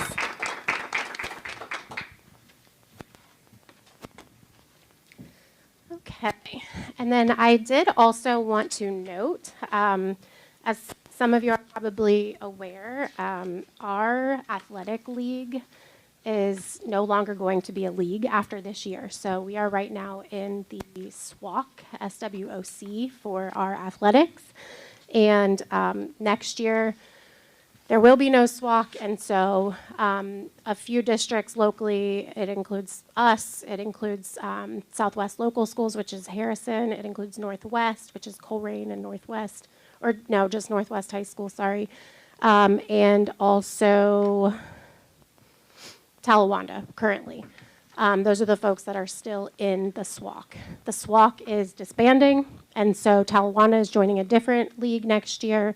That has left us, along with Southwest Local and Northwest, without a league. What that means is we have to independently schedule all of our football games and all of our athletics. It is very challenging. It also takes some opportunities away from our students in terms of like all league honors, and being a part of a conference gives some awards and different recognitions that they will not get if they're not part of a league. So, What league is North College Hill in? I don't know what all of the schools are in off the top of my head. We can look it up.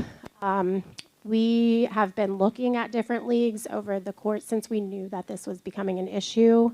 And there is not a great league that will take our districts, the three of us that are kind of hanging out there.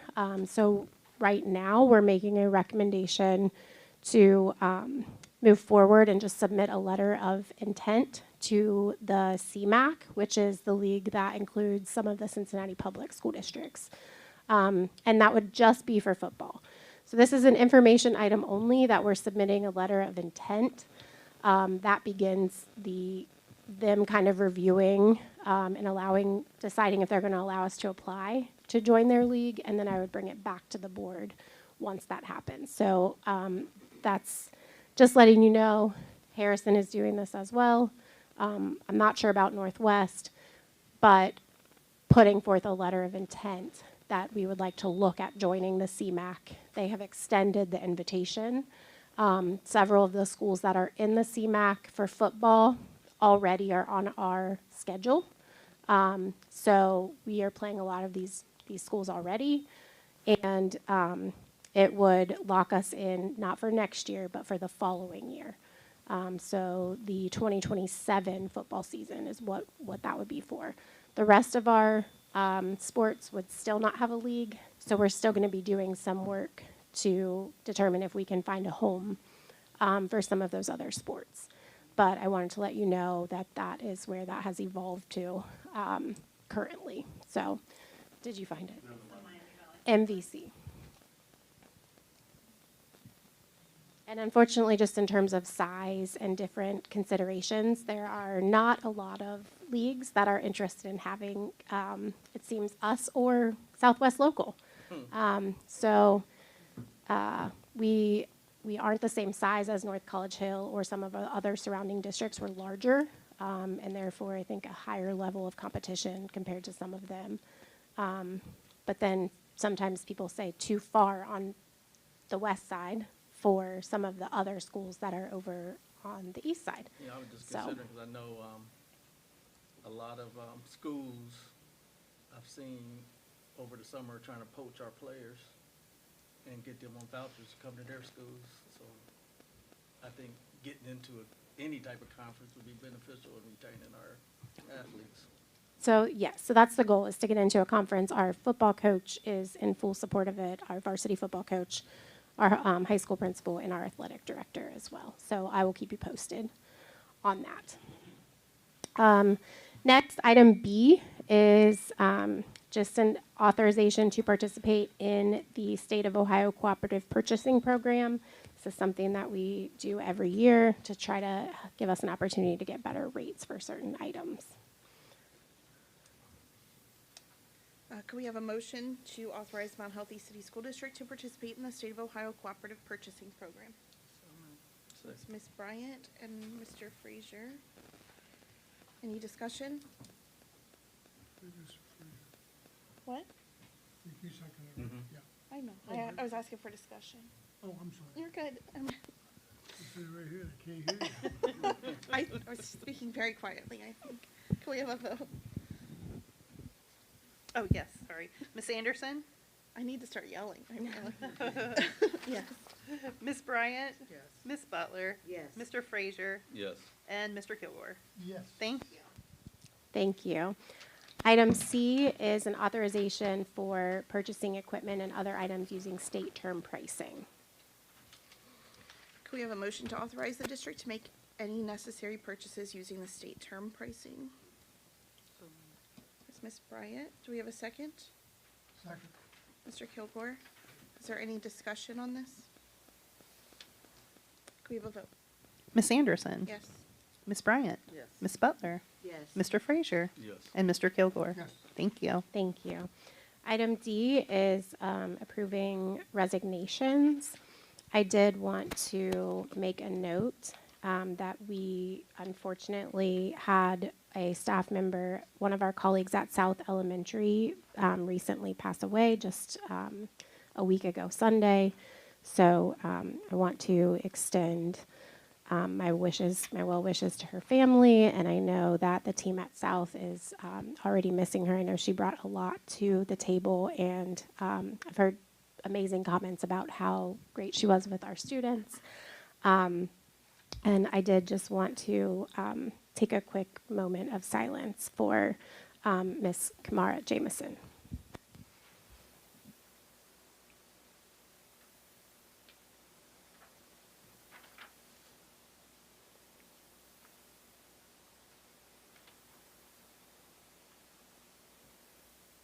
Thank you.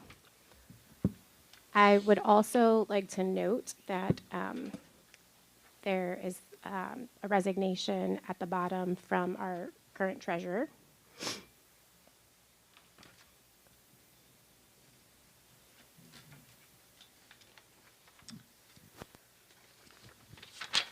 Okay. Could we have a recommendation to approve these resignations? I'm sorry, a motion to approve. Mr. Kilgore, we have a second? Second. Mr. Frazier, was there any discussion?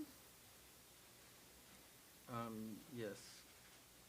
Not about the names that are listed, but what happened with Dr. Hawkins? Did she not resign, or? Oh, we can talk about that not in public, but Part we'll of have an an executive session. Yeah, that can be part of an executive session only.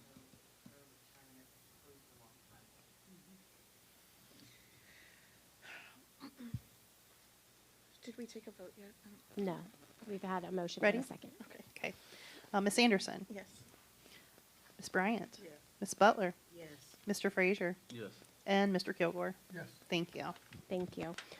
Item E is to approve classified personnel as listed there in the chart.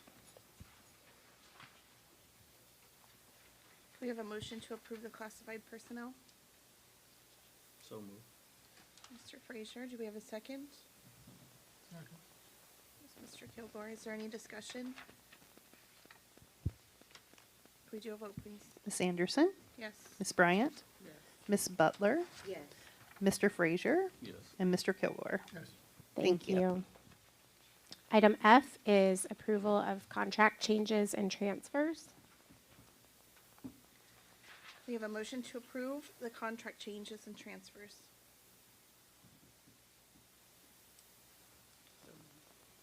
Sorry?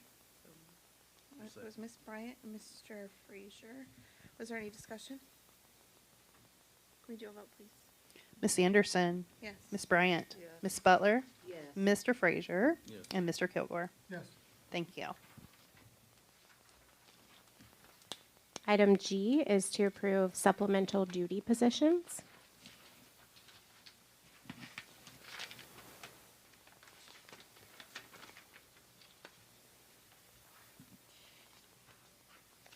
Can we have a motion to approve the supplemental positions, please? Ms. Bryant, do we have a second? Second. Mr. Kilgore, is there any discussion? Is these just for coaches? Is that what this is? Mostly coaches for winter sports. And there, it looks like there's a couple other resident educator. We pay a stipend to folks who are mentors for our new teachers, our resident educators. And then it looks like there are a couple for different after-school programs. Are there any other questions?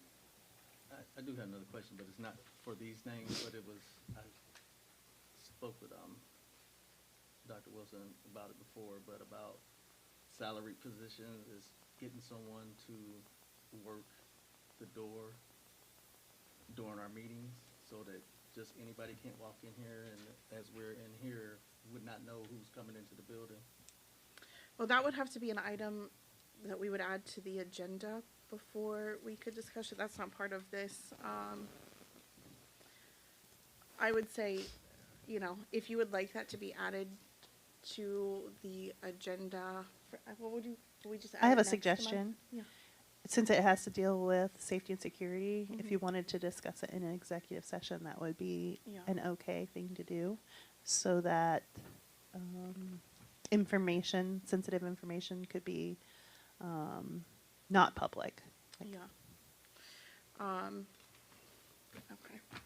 So yeah, we can discuss that. And just for the audience, there are very few things we can discuss in executive session. But personal information and salaries are one of those things, which is why we're choosing not to have these discussions in public. So that will be held for our executive session, which we are going to take a quick executive session this evening before we break at the end of the meeting. Was there any other discussion on this item? Okay. Ms. Anderson, Yes. Ms. Bryant, Yes. Ms. Butler, Yes. Mr. Frazier, Yes. and Mr. Kilgore. Yes. Thank you. Thank you. Item H is to approve our senior high school program planning guide, which you received in your email. This is an item that we approve every year that outlines the courses that we offer for our high school students.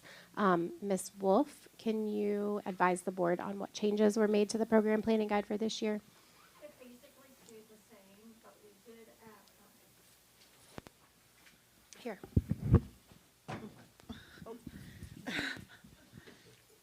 I guess I'll stand now. It basically stayed the same as it has for multiple years. We did add 2 new courses for next year. One of them is for our students with disabilities. There was a change that financial literacy has to stand as a standalone course for graduates starting in 2026. And so they added a course that's called Everyday Financial Literacy for our students with severe disabilities. And we have everyday courses for many of the other required courses for graduation. So we added that to the guide. And then we also added a course called College and Career Exploration, because we lost the Gear Up grant starting this year, that those people worked extensively with our students to like decide what they want to do post-secondary, what avenue they want to go. So the district didn't want those students to lose that opportunity to explore those possibilities. So that will be a class for juniors and seniors to go into and just explore possibilities of what they want to do post-secondary.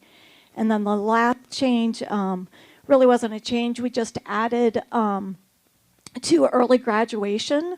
We already have a board policy that says if you're going to be in the top 10 or 25 students, you have to have 7 semester hours in. That's based on 7 semesters. So we put in the planning guide that if you choose to graduate early, that you do not have the opportunity to participate in that. So we just wanted to make that clear.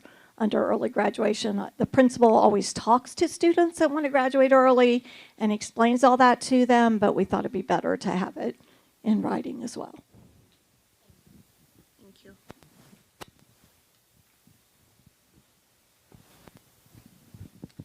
Okay, could we have a motion to approve the Mount Healthy Junior and Senior High School Program Planning Guide for the 2026-27 school year?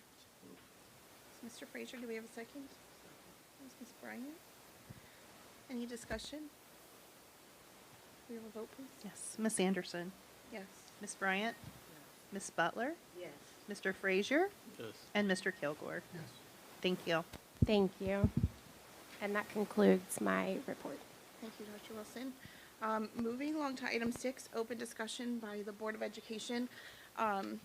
It's already been a fairly long meeting and we have to have an executive session here before we wrap up. So I don't want this to spiral out of control too much, but I do want to take time, since we do have 2 new board members, to just make sure, I guess, that you guys feel comfortable with your background knowledge on kind of how the district ended up in this financial situation, kind of where it started, how it happened, those sorts of things, because I would like for everyone to feel like they are as informed as possible before you move forward with your next term.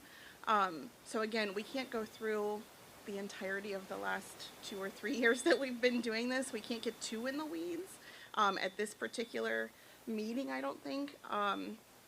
But if you all feel like you have questions as far as specifics about what is going on with the money or what started the situation, and have questions for Dr. Wilson or any of us really that have been here the whole time, because we've become all too familiar with it, I think. I know it like the back of my hand, and I want you guys to feel like you know it like the back of your hand as well, you know. So were there any questions as far as our financial status and situation go? I think mine, I kind of done some research on my own, so I'm not sure, but from what I was told it was overspending, and then it got turned into, and I guess it's been sort of a changeover with treasurers, that it was forecasted to be one thing, and in actuality it was something else, but there was no checks and balances, and then they wanted to put it on one person, and then they resigned and moved on to another one, and it was just like no one wanted to own up to it. But I don't understand how a significant amount of money like that, I think it was like $10 million, gets oversighted, and whether it was forecasted wrong or not. How does that kind of stop? What we're going to do to prevent that from happening? I think there's some half-truths in there. It's like a game of telephone, I think, is what has happened. I don't know if Dr. Wilson, if you want to take that question, or I can't. I feel like maybe you might have a better, more concise way of explaining. Sure, I can do that. The background. Yep. So what I will say is that the district every year, twice a year, the treasurer presents a forecast. It used to be a 5-year forecast, and then decisions would be made based on what was placed in that forecast, in conjunction with the superintendent, the treasurer, the executive team, the board. So I would not probably use the term overspending, because I think it's a situation where the district is spending what the district believes it has available. And I think that the board members would agree with me on that. Unfortunately, what came to light when there was turnover in treasurers was that what the district believed was available was actually not available. And so that's where the breakdown was. The board was misled. I would say the district was misled for a number of years, unfortunately. I don't think that was helped at all by the COVID funding that our district received. So we did receive quite a bit of funding in COVID relief dollars. The higher poverty the district was, the more money you got in COVID relief funding. And it had to be spent in a very targeted, specific way, and a very targeted, specific amount of time, which unfortunately did not provide for any sort of sustainability with those funds. We received a lot of dollars that factored into our forecast over a certain period of years that then had to be spent. and could not be spent on things that we were already doing. So we couldn't use it to just supplement our general fund. We couldn't just put it in the bank. So it wasn't like someone gave us additional money that we could save, but we had to find things to spend that on. So I don't want folks to confuse that with overspending, because we had to spend COVID dollars, and we had to spend them in a way that was prescribed by the federal and state government. We had a treasurer who was here for a number of years, and when she did her final forecast in May of 23, sorry, the years run together, and I feel a little bit like I'm living in dog years sometimes. May of 23, the forecast looked one way, and it did not demonstrate a significant problem with spending or the cash balance. We had a new treasurer who came in and did the next forecast, which was the November forecast.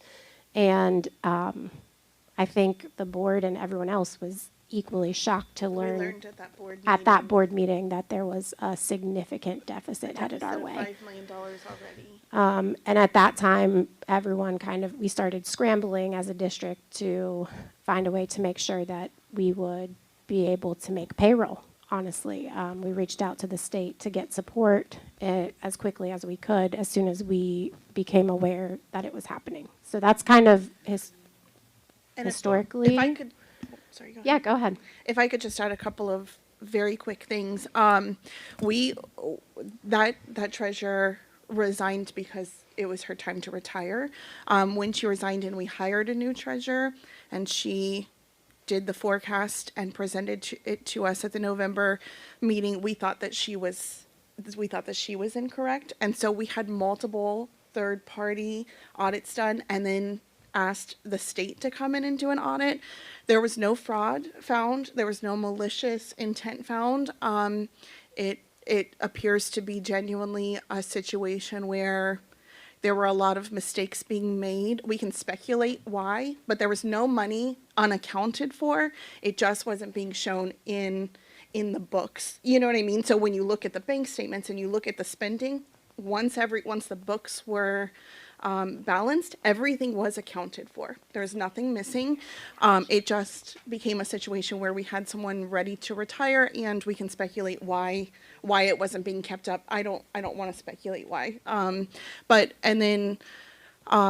Also that spending that we talk about from the general fund, our district has always been underfunded, like most of our neighboring districts.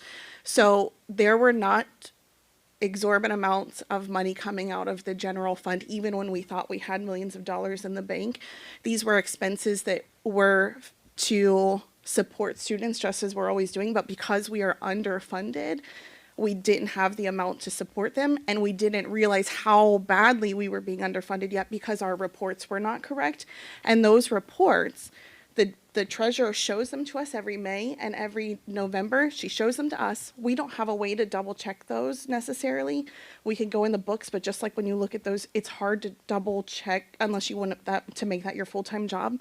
The state's job is to approve every district treasurer's forecast. We can't answer why the state didn't pick up on these things. We can't answer that. But I do want to make very clear, we've had so many audits. The treasurer had no wrongdoing aside from just some very bad reports, and I'm going to say in a not nice way, not doing her job well. And I like her personally, but she was not doing her job well. And then, a series of uninformed decisions by the board to try to support students when we didn't have the funds to do so. But there was nothing crazy being purchased, even at that time, in general funds. I guess I'm just a little confused, and just for the sake of the members or citizens that are here present, it said that nothing was missing, all the money was counted for, but how do you end up with a $10 million deficit if nothing is missing, just based on the forecast? Well, because we didn't have the money to be spending. So if, yeah, if I am your accountant and I tell you you have $5,000 in your bank, and you're like, great, let me pay all of my bills, and you go and you pay all of your bills for that month, and you have spent $5,000, but what I didn't tell you is you only had $2 in your account, you're gonna have a deficit of $5,000. But we didn't know that we didn't have any funds in the account. We had already spent our funds. Right, and But I- she was not keeping good record. So it's just a situation of not keeping track of what we were spending. So, I mean, I guess I'm just trying to be technical, so there was a actual overspending because you Yeah, led to yep. believe that there was more money Yeah. than there was. Overspending based on student services, though, things that people like to cite as our overspending, like the culinary center, grant funded. That was all grant funded. So there was not overspending in the general fund, and the general fund is the only thing in deficit. Grant. The elevator was grant funded. All of the things that people cite as, oh, they shouldn't have been paying for this, those were all grant funded already because we already knew we were a low income or, you know, a low funded district. We're not spending tons of money on these things already, so. And there were audits done, but the audits that are done are to make sure the funds that are given from the government are going into the right areas, not to see that the numbers are accurate, what the treasurer's reported. And I I- did not realize that Yeah. being here in the game. There's not a lot, well, and I don't want to say that there's not a lot. I think for a while, a lot of people that were supposed to be looking at the treasurer information were kind of scooting by. That's not happening now because we are under a microscope. So Yes, they we are are. not getting away with anything. They could not if they tried. You know, Neither can we. no, that issue is very much resolved and will continue to be resolved for as long as we're in deficit. And, you know, I think even further on, because we're gonna be under a microscope for quite some time, even once we're out of the commission's grasp, now that, you know, the state kind of has their eye on us. And hopefully we have people who are, you know, looking at that, I trust these folks here, that they're looking at things closer anyway, but, I will Yeah. say, with the close oversight, though, we have forged some really good working relationships with like our advisor through the auditor of state. Teaches us how to do all kinds of things the right way, checks our work for us, offers advice. So I don't know that I wouldn't keep using those relationships after fiscal emergency is resolved in order to, you know, produce the best product that I could from my job if I continue to do this role. So, yeah, I think there's some good things that have come out of it. And it's definitely like, there's probably not one day that goes by that I don't talk to some oversight person about something that we're working on. And like all day today, that's the only people I talk to because we're just constantly working on making sure things are right and sustainable and squeezing every bit out of every dollar that we have. And Kristen and I collaborate nonstop, so I'm deeply involved in the financial situation and probably know it just about as well as she does at this point because of my involvement. So the two of us, one of the commitments that we've made is that we're going to move forward together and move the district forward together. And so one of the first things that I told staff back in August was that there is definitely history, mistakes. There have been mistakes, and we need to acknowledge that there is that history, but that we also need to move forward as a district because our students deserve it. It's critical for them. It's critical for us to have a community where folks want to live and work and go to school and can be prosperous. So that is my commitment to the district, and that's what Kristen and I talk about quite often. We spend a lot of time, like I said, collaborating, and I think we've made great strides in that since August, and we'll continue to move that work forward as we go into the future. When we got the fiscal recovery plan approved, because that had been a long time in the making and a long time past the due date. yeah. so. The amount of work that has been put in the last 2 years, especially by this team, is, I mean, I can't express in a single board meeting how much work goes into it, and it's a day and night, day and night work that not just the two of them, but their teams are doing. It's been quite a thing to witness and I be think part that of. everybody that's kind of left here Yeah. from, when this started is, I use the term in it to win it, Mhm. and they're willing to do the very best that they can Mhm. in and outside of regular boundaries to Mhm. get that done. And that says a lot about the people that work here. Yeah. Ms. Butler, do you feel comfortable with the information that you have? I know that you have been an employee, I've so you. lived it, I know yes. that, but I don't want to move forward with anyone on the board feeling like they didn't have a chance to get the answers, So I trust that you probably have kept updated. I just want to make sure. Yes. Okay. Well, with that, I think that we are going to go into an executive session to consider the appointment, employment, dismissal, discipline, promotion, demotion, or compensation of a public employee or official. So we will enter into executive session. Number 5. Oh. Oh, yeah, we're gonna add, we're also going to add Number 6. number 6, details relative to a security arrangement and emergency response protocols for a public body or public office if disclosure of the matters discussed could reasonably be expected to jeopardize the security of the school district or board. So for those 2 reasons, we are going to go into an executive session at 8:26. Do I have a motion to enter into an executive session? So moved. There's Mr. Frazier and Mr. Kilgore. Could we do a vote, please? Yep, Ms. Anderson, Ms. Yes. Bryant, Yes. Ms. Butler, Yes. Mr. Frazier, Yes. and Mr. Kilgore. Thank you. And I don't believe when we come back, we'll be doing any voting, correct? We'll just be closing the meeting when we return, so you all are welcome to wait and watch us adjourn the meeting, or you are welcome to go home for the evening. Thank you for everybody coming. Thank you, everyone.